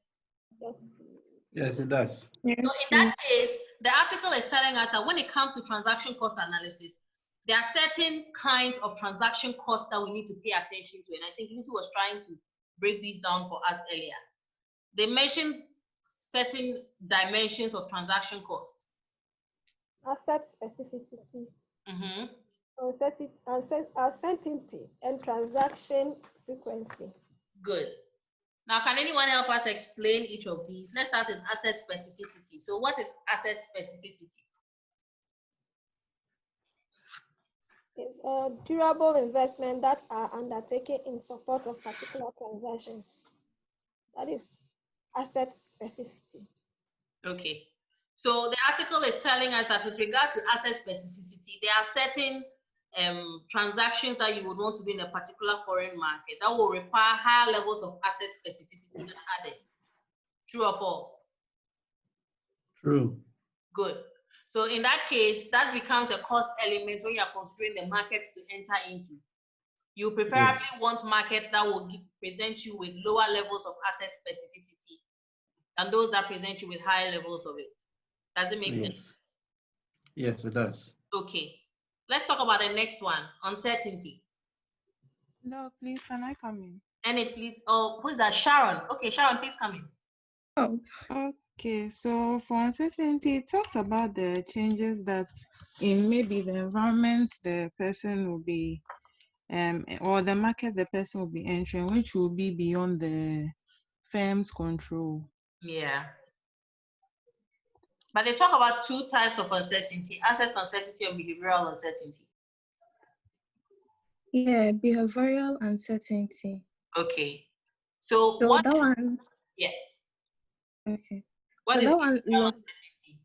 Please go ahead. So that one looks at the difficulties with monitoring how your partners are performing their contractual obligations, whether they are doing what they are supposed to do, or they are trying to find ways to be more opportunistic. Good. And that draws a direct link to a particular concept we just discussed, which is what? Behavioral uncertainty can be comparable to what concept? We just discussed it. Opportunism. Yes. The opportunism can represent an actual cost element, which is uncertainty. Yes. So uncertainty can either be very high or very low, which will also have an implication on which markets you decide to enter and which markets you decide to avoid. What about the third one?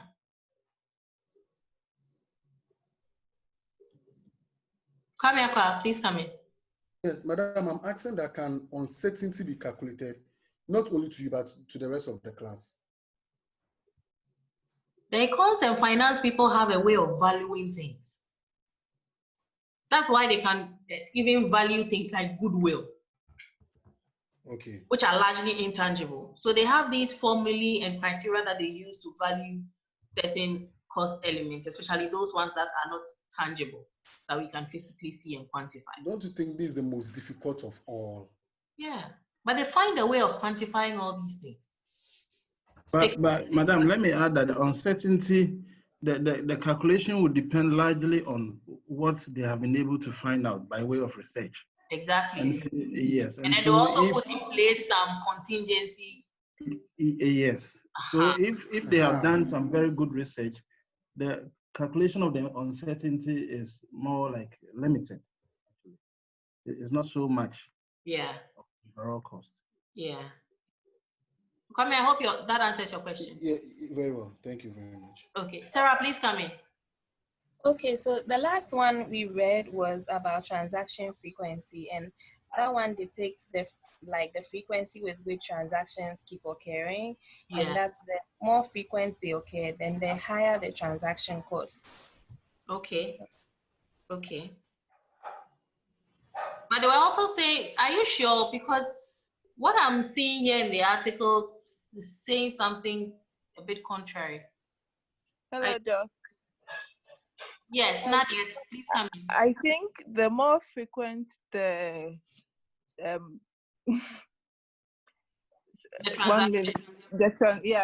lower the transaction cost. Yeah, that was what I also saw. Sarah, do you see it? No. Yeah, look at the article. I'm about to read it. It says here that frequent dyadic market transactions, right? You see it? Frequent dyadic market transactions could enable the development of relationship between business partners, which allows for trust building and fosters cooperative relationship. And that reduces the risk of opportunism. And that's what lowers transaction cost. Okay. Yeah. So the higher the frequency, the lower the transaction cost. And vice versa. Right. So these are the three main cost elements that they consider in terms of transaction cost analysis when talking about how.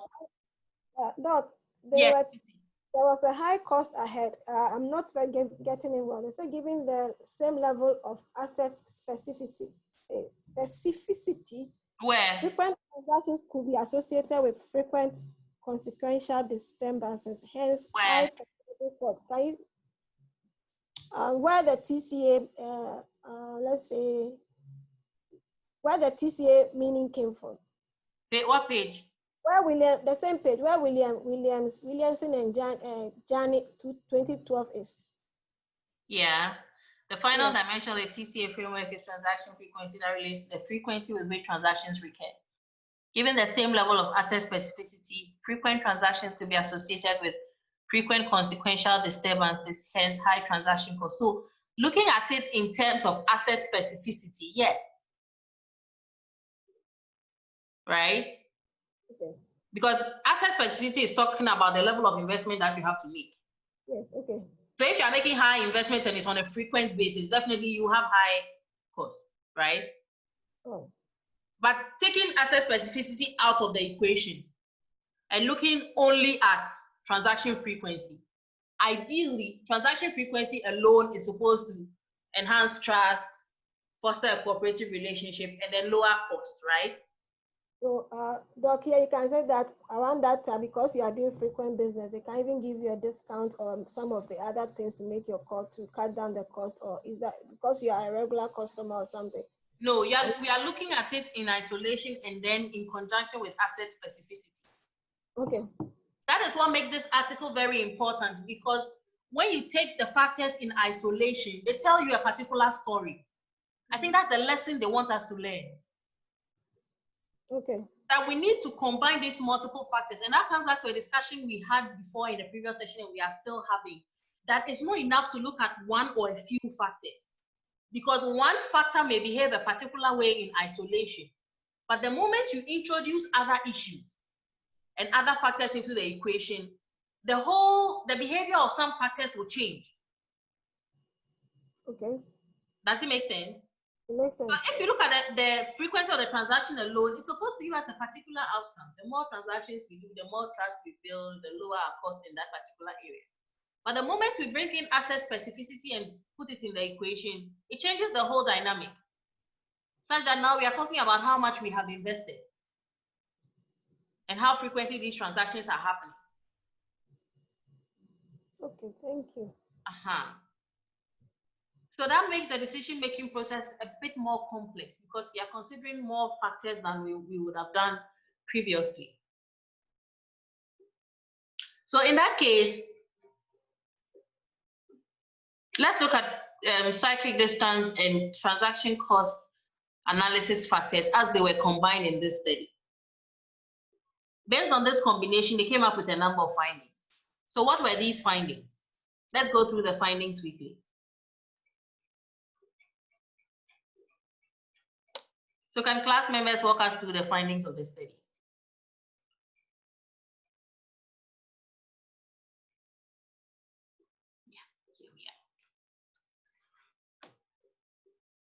So what were the findings of the study?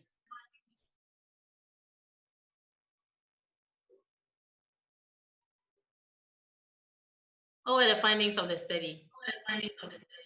Madam, please call Chief. Sir, Madam. Yes, Lucy. It says that TCA is able to explain the IMS and that firms using TCA-based target market selection perform significantly better than those choosing other markets. Okay, so can you explain why are firms using TCA analysis perhaps doing better than those? Yeah, please go ahead. Because if you use a total cost analysis, you're able to get your information, know the amount of money you are going to spend. You're able to cost everything before you are able to enter the market.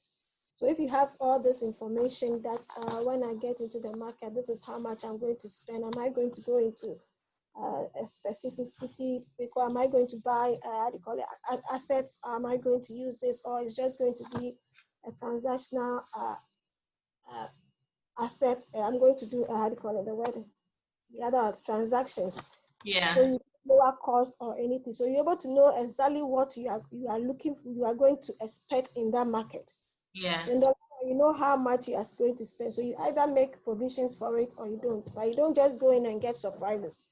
Yeah. So this more knowledge of the market you are entering and the cost at which you should be able to enter the market. Good one there, Lucy. Thank you for that.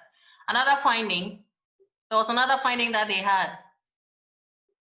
Can someone come forward and tell us that finding? Or I should nominate? I see a Louisa Tando. Louisa, are you there?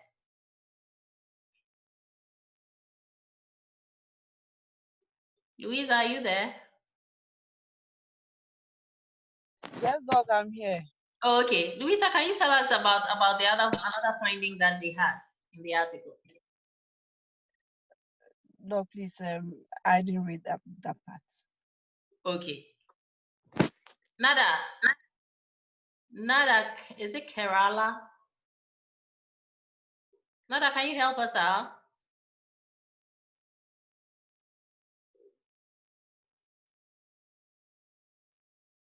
Doc. Yes. I think Rhoda and Sharon can help.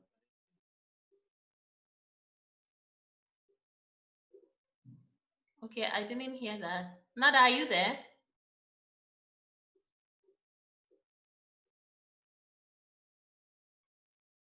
Nada. Okay, Nana Korama Asare, are you there?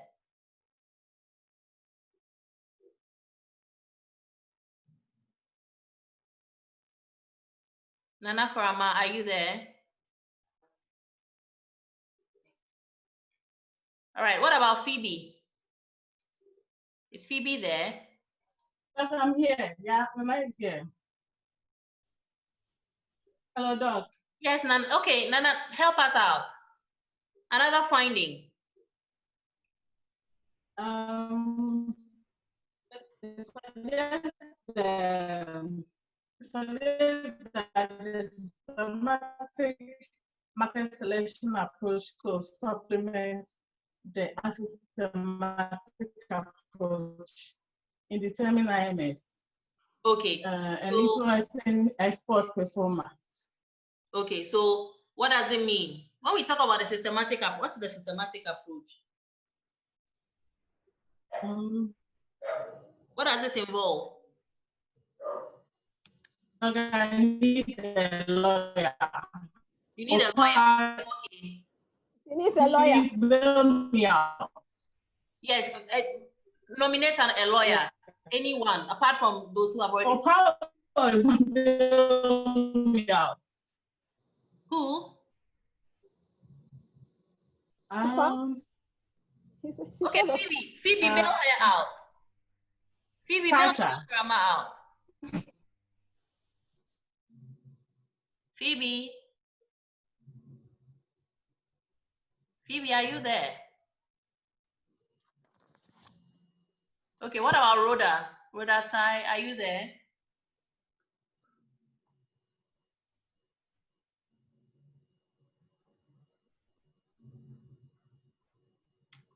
Okay, what of Selassie Chachu? Are you there?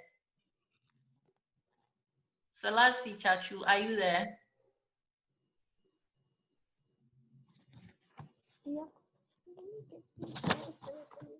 They are all there.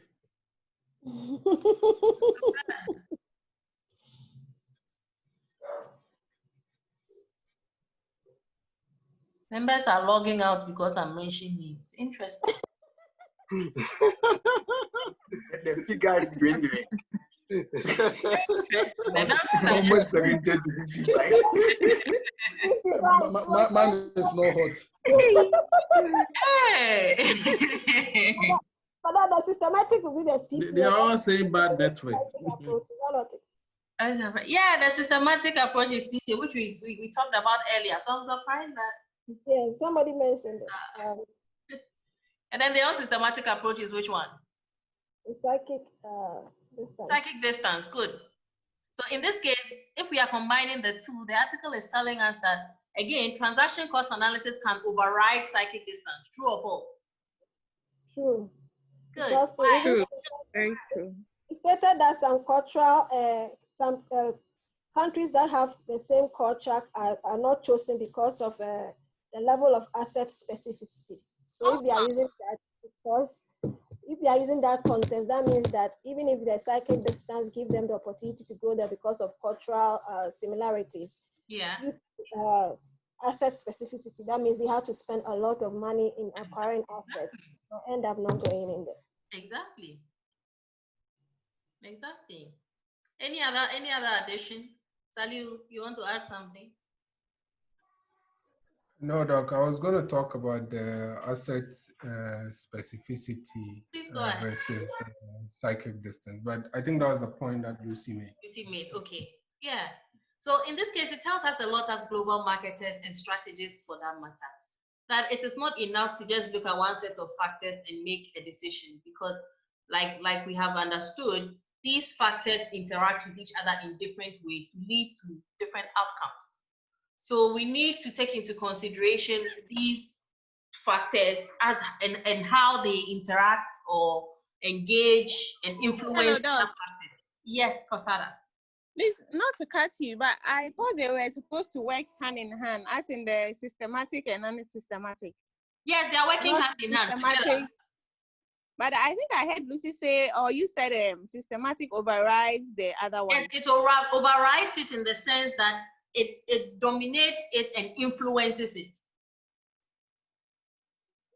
Oh, okay. So where under psychic distance, for instance, we would have automatically said that it is easier for a firm to enter a country or a foreign market that has a lower psychic distance than one that has a higher psychic distance. True or false? True. Good. But then if in terms of transaction cost analysis, we look at the various cost elements and we see that the asset specificity for a country or foreign market that has a low psychic distance is higher than one that has a higher psychic distance. We would rather go for the one that has the higher psychic distance, right? Yes, please. Which overrides the logic of general psychic distance when it comes to international market selection. True or false? Yes, Doc. Thank you. So that is the angle I was coming from. You're welcome, Kasara. Okay. So that is it for this article. I don't know if anyone else has anything to say before we proceed. So the article that we just discussed, yes, please go ahead, Salim. Yeah, I was going to say, I found this article very, very technical. Yes. And it requires a lot of even scholarship for you to even understand it. Yes. So I can imagine the kind of effort that was putting into writing the article up. It's a very deep article. Yeah. The European Journal of Marketing is one of the highest ranked journals in our field. It's a 4-star journal. This article was presented at the Academy of Marketing Conference, which is the highest European marketing conference in our field. And it won best paper for its track.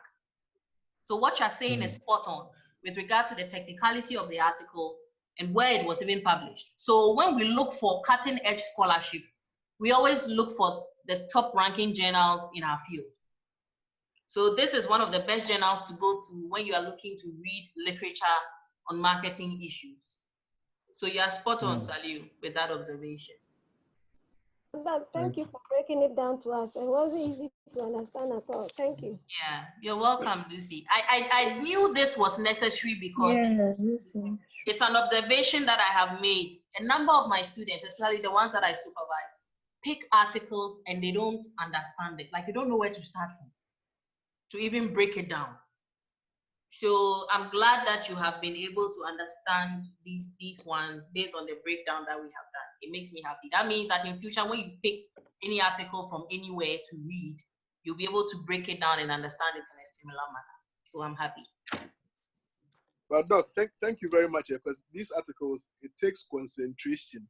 Sometimes you read, you have to go back and read again. Yeah. And if you lose that small, you're going. Yeah. It's very, very a good exercise. Thank you. Yeah.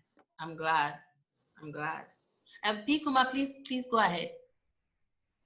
Doc, please, can you hear me? I can hear you, please. Okay, so there's a point here about the level of external uncertainty. I wanted to find out if it's also a factor. It is. External uncertainty can be a cost element.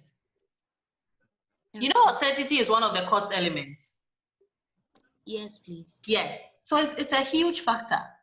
And I think that led us into a discussion on how to even cost these things in your transaction cost analysis. Okay. You remember that discussion?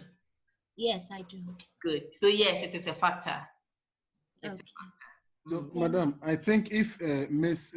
the bubbles get to that point, the best thing is insurance. What do you think? Yeah, which is one of the clauses that they put into the ironclad contracts that they have been drawing up these days. So part of the contract shows a clause of an insurance policy you have to take up, and sometimes even gives you the financial value of the policy you have to go and take. And I think in Ghana here, was it last year, there was a problem with some insurance that was taken for certain contracts that were awarded that were non-existent. I don't know if we were all here when those things were happening. Yes, but they managed to get the insurance. Yeah, some way, somehow. Oh, Guanji. Opa, do you know this? So these things are happening around us. It was power related. But the power related in Guanji, the insurance, no, it was about the power deals, some of the power deals that went on. Exactly. So, Madam, first and foremost, the contract money was spent, and the insurance too. They managed to do insurance, and what happened? I don't get it. Nothing happened. Nobody has been held accountable. That is Ghana. No. At that time, the director of finance for VRA was my student. I was supervising him, and every time he's a power. Every time he comes for supervision and you raise that topic, he becomes so sad. Because their hands were essentially tied. Because it was power, like the line saying, it was it's power. Yeah. Oh, per se, Doomso, I'm on for can about it. Per se, go Doomso. Charlie, some of the things it must happen. I guess that's one of those things. Madam, your take, will it get better? Will I get better? Will it get better? Yes. Oh, as long as there's hope. So I put my hope in God. Not for Ghana. Not for Ghana. God takes care of his own. So for the sake of his people who are here. Okay. We will survive. Our children will survive.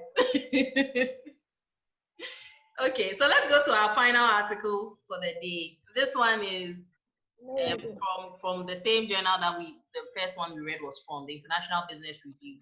And this one is by Moore and Batsakis. And the title is Firm Resources, Cultural Distance, and Simultaneous International Expansion in the Retail Sector. So you see, psychic distance has come in again. It seems psychic distance has been very prevalent in international marketing, international market expansion issues. So a lot of the research that they are doing now is bordering around it and then its weaknesses. And all the research is trying to address the weaknesses that psychic distance has. when it comes to international market selection and expansion. So let's look at this particular article. It was published in the year 2018, so relatively contemporary. Another thing I want to draw your attention to, when it comes to academic scholarship, unless the literature that you are reading is a seminal paper, seminal papers are papers that, for instance, spearheaded the discussion on a particular theory or made some kind of groundbreaking discovery when it came to research in a particular area. So these ones are relevant regardless of how old they are. However, if it is not a seminal article and it is a regular article that you are reading from one of the well-run journals that we use for our daily research and knowledge enhancement, it is good to always read literature within the last 5 years, because that is the only way that you can ascertain for sure that the ideas that you are proposing or the ideas and the concepts that you are reading about are contemporary. Otherwise, you'll be reading about ideas that people have already researched and sometimes debunked. But because it is fairly old and you have not been reading what is contemporary, which we usually rank as within the last 5 years, you will not be able to know whether the ideas that were being propounded, say, in that article written in 2007 have either been debunked or expanded upon. So especially for your research work, make sure that you keep the literature you are using contemporary, at least in the last 5 years, so that you can be able to know that the ideas that you are proposing and what you are working on is contemporary and will be relevant in the years to come. So that's by the way. So let's quickly go into our article. And this particular article is about how firms expand using simultaneous approaches. Remember last week we talked about these approaches to international market selection. We talked about simultaneous in relation to what? If it is not simultaneous, it is what? Sequential. Incremental. Incremental, good. So sequential is the same as is it incremental? Yes. So you go into the market in sequence. And then simultaneous is when you do it at the same time. Another name for simultaneous. Another name for the simultaneous approach. The shower approach. Shower approach. Good. Yeah.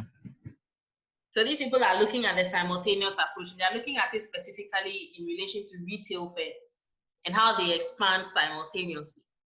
And they talked about this expansion in relation to what we call the resource-based view. And the resource-based view is a whole theory that talks about how a firm is able to build capabilities and competencies, as well as use the resources that they have to be able to undertake certain business strategies or approach their businesses in a particular manner.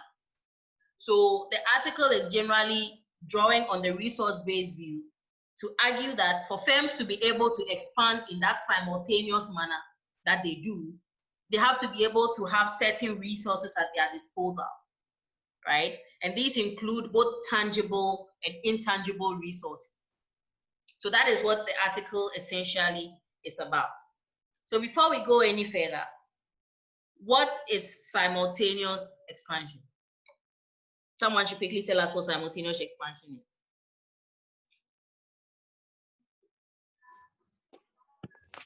Hello, Doc. Yes. Bridget, please go ahead. Okay, I think I understand simultaneous expansion to be firms going to internationalize in different markets. Yes. In different markets with a new product, different new markets with a new product. Mm-hmm. But there's something you have left out. At the same time. Good, at the same time. So that's what brings about the issue of simultaneity. It's happening at the same time. Now, based on the article that we read, thank you very much, Bridget. That was a good submission. So based on the article that we read, they are saying that this simultaneous expansion is predisposed to retailers because of certain characteristics that their businesses propose, or the nature of their business puts forth certain factors that makes them predisposed to simultaneous market expansion. Can anyone throw more light on these factors? Can anyone throw light on some of these factors? What are some of these factors that make retail firms predisposed to simultaneous expansion?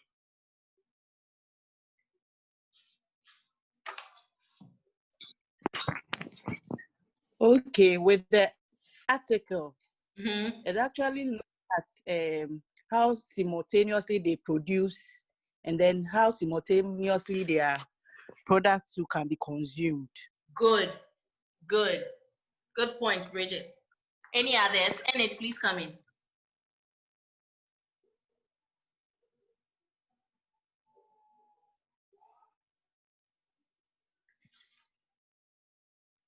Enid, are you there? Hey, sorry, I was on mute. I was talking. Oh, okay. I said I'm not very sure whether this is right, but I think I saw something about financial strength being a factor, and that retailers with more financial strength are able to do simultaneous expansion more. Okay, you've jumped ahead to how the resource-based view simultaneous. Okay, sorry. We are looking at the characteristics of the retailers or the retail sector that predisposes them to simultaneous international market expansion. Nadia, do you want to come in? Yes, Doc. I think the actual mentioned that unlike manufacturers, retailers cannot export their services, and they have to be physically located where their customers are. Good. So requiring them to establish store networks. Good. Okay. Good. That's another one. Thank you, Nadia. There's another one as well. And this has to do with the customers that they serve. Doc, Hello, Doc. I think I have one.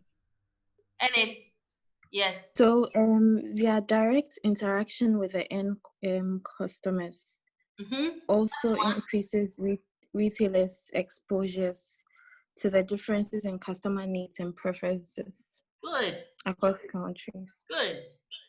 So because they are exposed to customers with different needs and preferences, by virtue of global marketing, they can target any group of customers in any location at any time, which predisposes them to simultaneously decide to target and serve different customer segments in different markets at the same time.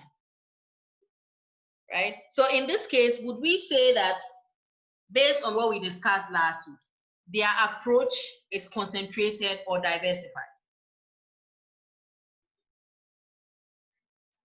Would we say their approach is concentrated or diversified? Remember last week we talked about the fact that the approach can be simultaneous or incremental, or it could be, and at the same time, it could be either concentrated or diversified. So given the characteristics of the retailers that predisposes them to simultaneous market expansion, would we say that their approach is concentrated or diversified? Anyone? Doc, I think their approach is diversified and not concentrated. Why would you say so? So I'm looking at the last point that Enid mentioned about the fact that because they interact with, so their direct interaction with the end customers increases their exposure to differences in customer needs and preferences across countries. So of course, so they tend to establish stores as in different countries. They diversify. They are not usually concentrated, let's say, in one region, but based on the customers' needs and preferences, they tend to set up stores across different countries. That's why I'm saying that their approach. That's why I think that their approach must be diversified. Doc, yeah. I think I'll add on to it. So let's say using demographics. So if let's say they identify that the youth or younger people, let's say teenagers want one thing, retired people want one thing, they can specifically target them in the different locations that they want to internationalize. Exactly. Another spot on point. So Christina and Godwin, all their characteristics in the whole make them diverse because they look at the consumption level and the production, how people consume and produce, and they also look at exactly. So the article uses a term to describe what we are all talking about right now as forced geographical dispersion. Because it's like they don't have a choice. So you're all spot on. Now, because this is forced, and we have ascertained that they don't have a choice than to do this simultaneous expansion, there are certain challenges that this simultaneous expansion presents, right? Because if you expand simultaneously based on the article, there are certain things that you do. The article talks about the speed with which it is done, right? And how the firms have to go about it. Now, because of that, the article has identified some consequences of this simultaneous approach to expansion for the retailers. Can anyone throw light on these consequences?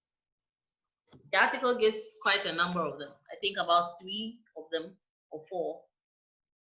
It gives about 3 main consequences.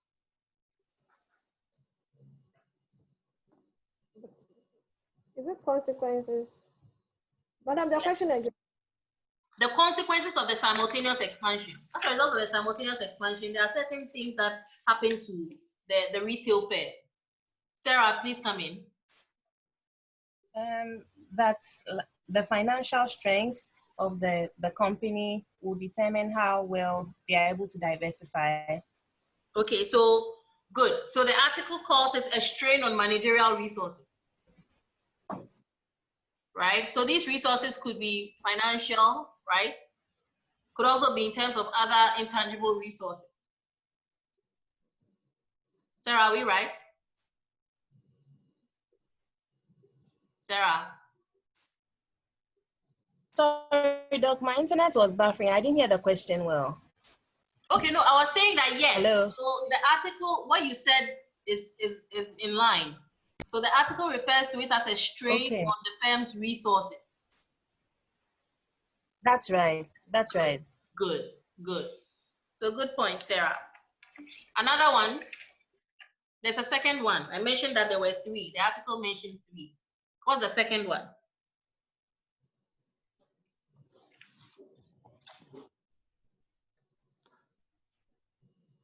What's the second one? It's in the article. Should I start naming names? I'm afraid to start naming names. I don't want people. Yes, Doc, do. We have Rodasai.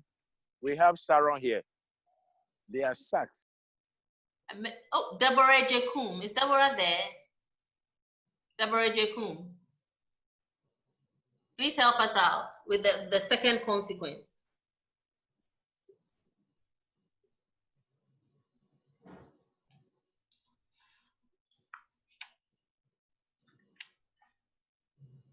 Hello, Doc.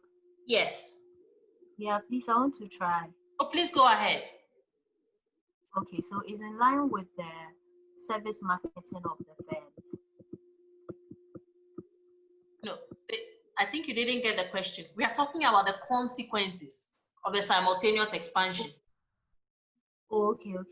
And we determined that the first one is a strain on the managerial resources. And we are asking for the second one. Uma, please come in. Thank you, Ekia, for trying. Pikuma, please come in. Okay, for the second one, I'm seeing speeding up of a firm's processes of resource and capability development. Good. Which leads to what they call it? Time compression diseconomies. Okay. Madam, temps will move off. It leads to what they call time compression diseconomy. So when the speed with which they do it compresses the amount of time within which they have to plan to make the move. Do you agree? Yes, please. Because if something that ideally can take one firm about a year, and you, because of the nature of your business, have to speed it up and do it within 3 months, you have compressed the time, true or false? True. Good. So some things that someone who spent 1 year planning can be able to plan for, you, the person who is doing it within 3 months, will not be able to plan for the same things. True or false? That's true. Good. And that is what brings about the time compression diseconomies. Okay. Thank you. You're welcome. So they are Doc. Yes. Doc, please, what's the meaning of this economies? Good. So diseconomies are basically cost disadvantages that come about. Oh, okay. So where economies of scale, where economies refer to cost benefits, diseconomies refer to cost disadvantages. Oh, okay. And like I explained, when we say diseconomies of time compression diseconomies, it means the cost disadvantages that accrue to you as a result of compressing the time within which you're expanding. Oh, okay. So in the event that someone who is expanding over the period of 1 year can have more time to be able to do more planning, gain more knowledge, gain more experience, acquire more resources to reduce their cost, you are doing it in 3 months. So you don't have as much time to gain more resources, gain more knowledge, gain more experience to reduce your cost. Hence, time compression diseconomies. Does it make sense? Yes, Doc. Thank you so much. Awesome. So that's the second consequence. And then there's a third and final consequence. Hi, Doc. Yes, Mawina, please go ahead. Okay, so we learned from the article that simultaneous international expansion compounds the costs associated with international expansion. Spot on. So that brings us to the TCA issue. Your costs go up. And that is a direct consequence of expanding into all these different markets you're expanding into over this short period of time. Because like I said, someone doing it over a longer period of time would have had more time to acquire more resources, acquire more experience, acquire more knowledge, build a stronger network, right? So that is the third consequence of using this simultaneous approach towards entering the market.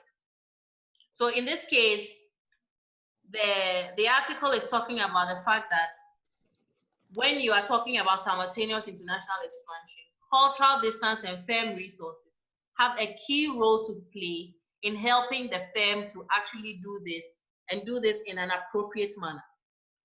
Now, based on this, the article talks about certain resources that can help the retailers expand simultaneously from the perspective of resource-based view, right? They talk about certain resources. I see 3 of them mentioned in the article.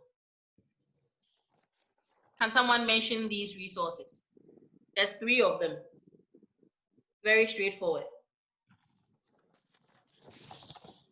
Mawina, your hand is still up. Do you want to help out? Yes, Doc. Okay, so I identified international experience as one of one. Good. Yes. That's one very important resource or characteristic that the firm needs to be able to ensure that they can, to some extent, guarantee the success of their simultaneous expansion. Thank you, Mawina, for that one.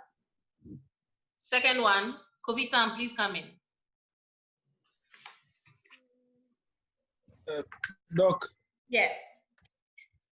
Yes. So I think what I also think is the financial resources. Good. That's the second one. The tangible. Very important one. Okay. Yes. And then there's a third one. Should I mention the last one, please? Yes, go ahead. Okay, then that will be the intangible resources. Good. Which are the competencies and the skills and others that are not actually visible, but which the firm needs to be able to support this type of expansion. So thank you, Kofi-san, for adding the remaining.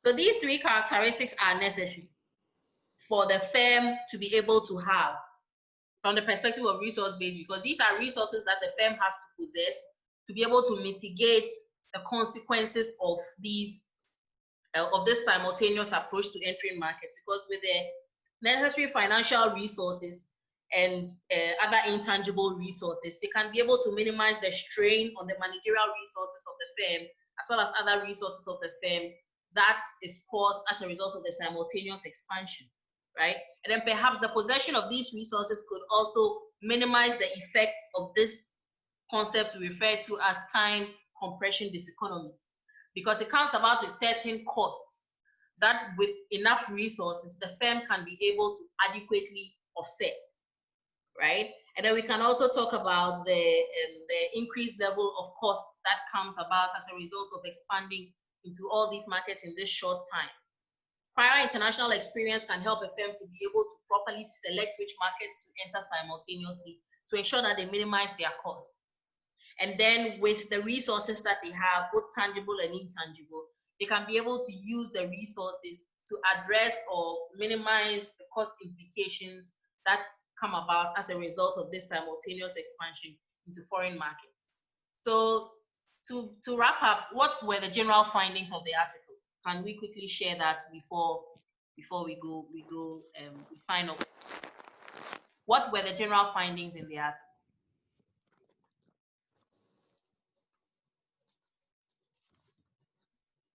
Yes, Enid, please go ahead. So one of the findings was that increasing intangible assets enhance retailers' ability to enter multiple new overseas markets simultaneously.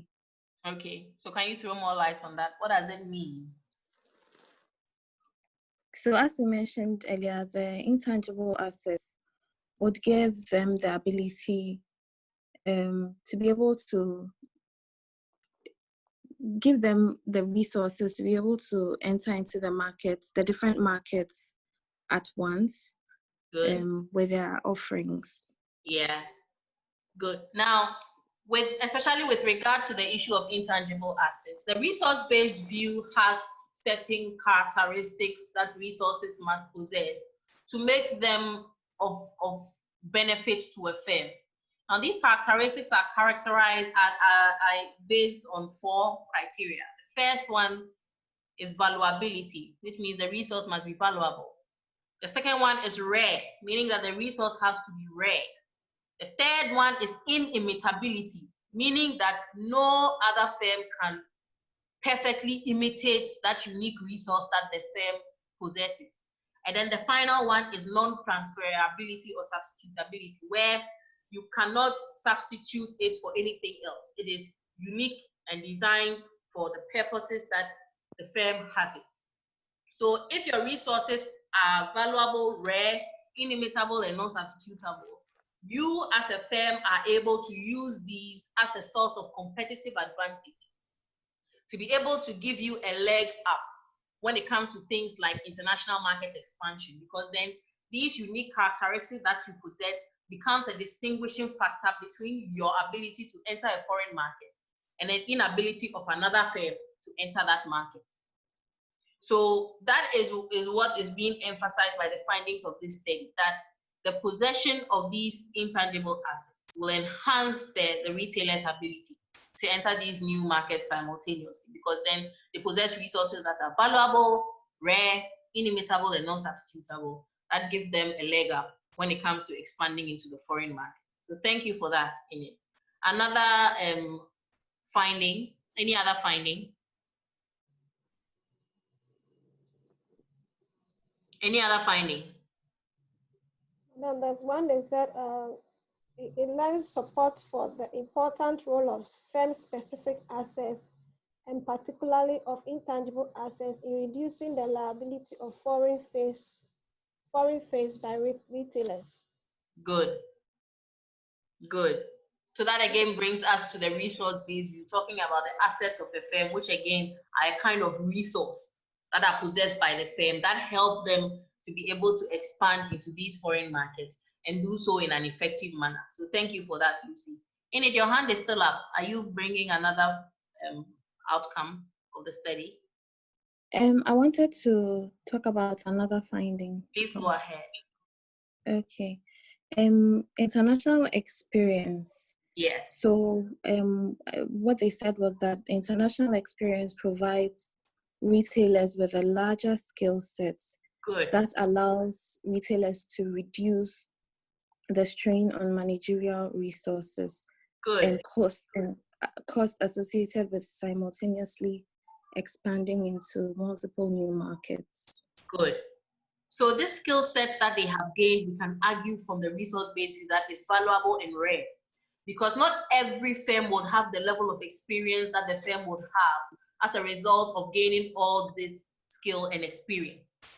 Because not all firms would have gone through the processes and the learning that they have gone through to acquire the knowledge that they have to get these skills. So that is another good point in it. Mawina, please come in. I was going to say so they identified that there's a positive correlation between retailers' international experience and simultaneous international expansion. But I think it's in line with what Enid mentioned. Yes, yes. But good observation. Good observation. Madam. Hello, dog. Yes, Miss Menka's hand is up. So can you let her speak when you come in? Okay. All right. Miss Menka, please come in. One finding I noticed was it talked about having advantage or rapidly catching up with your competitors. Okay. In the retail sector. Okay, so what does that mean?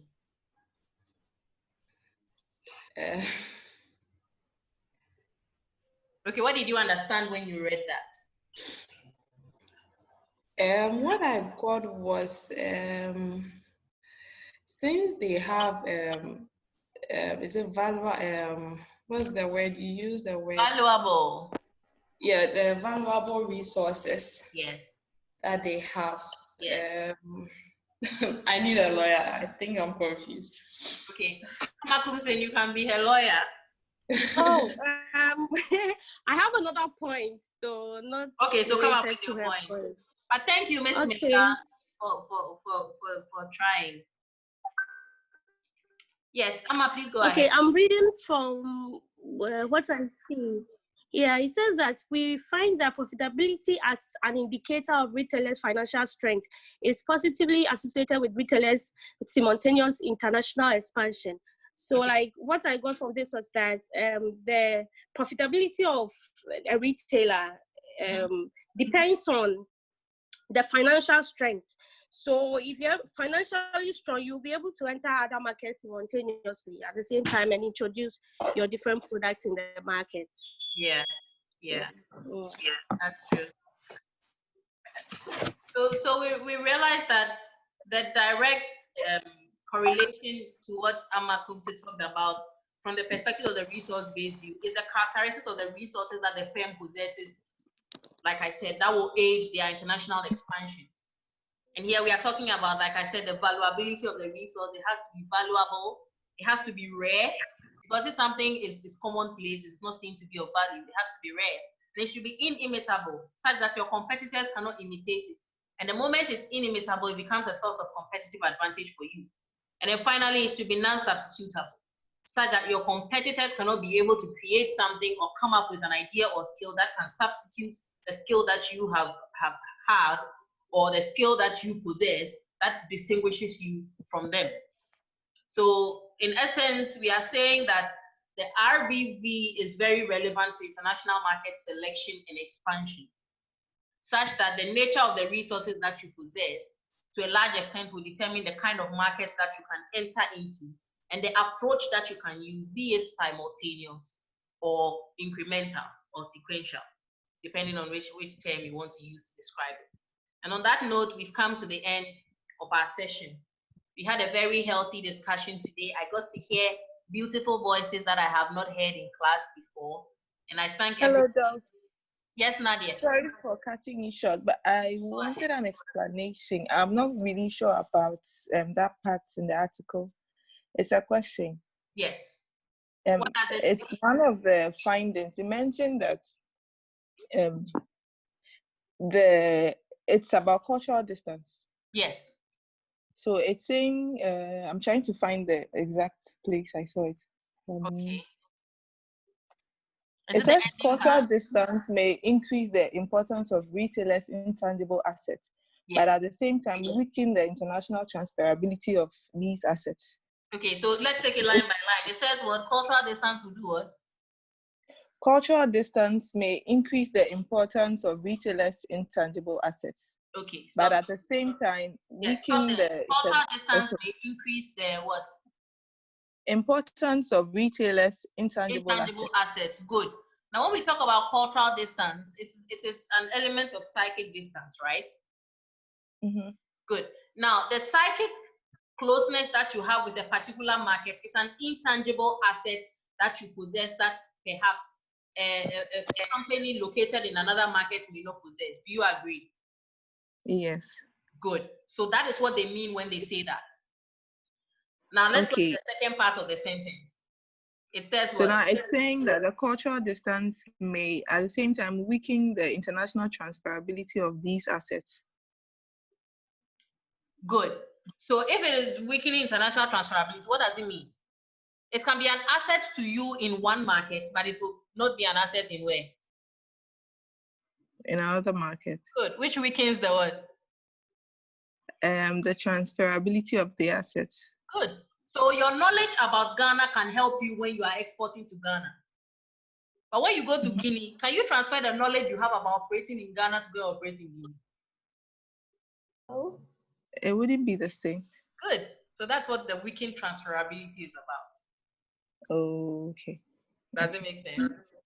Yeah, it does. So in one market, it's an asset to you that someone doesn't possess, and it will give you an edge.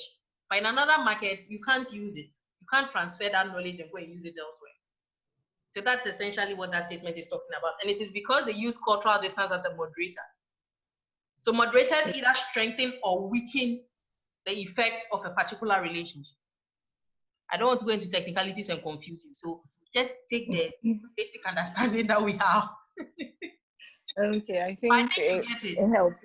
Yeah. Good. Okay. Thank you. Good. You're welcome. But they are using TCD somewhere. Is that same as TCA? No, the TCD is the time compression diseconomies. Okay. That's the one we explained. The term that they said is a gargantuan phrase. Okay, nice. Thank okay, you. Lucy. One All of right. the findings. Thank you. Okay. Oh, thank you, Michael. I'm humbled. Thank you. Please, does anyone have anything else they want to ask before we sign off? Thank you. When I get any literature, I'll come and see you back there. I hear you. Sally, did you say something? Yeah, I was going to say that at least today, for those who are having network issues, they know the importance of scholarship. I agree. And we all appreciate the importance of scholarship because explaining concepts is no mean joke. It's true. Before I understood one article, I had to be Googling. Every line I was Googling. Oh. Because if you don't understand, you would find it difficult. You will be reading, but you will not understand. That's true. So scholarship is very, very key, and we should value scholarship. That's true. Thank you very much for making that. I also want to add that, Charlie, Doc, you shark. That's the way you are doing it so easy like this is not easy for us. Like Salih is saying. Sometimes you have to read. Think about it. Charlie, God bless you. You are very good. And with time, you will get there too. As you read and Hello, Doc. get more. Hello, Doc. Yes, please, Chief Tano. I like you more.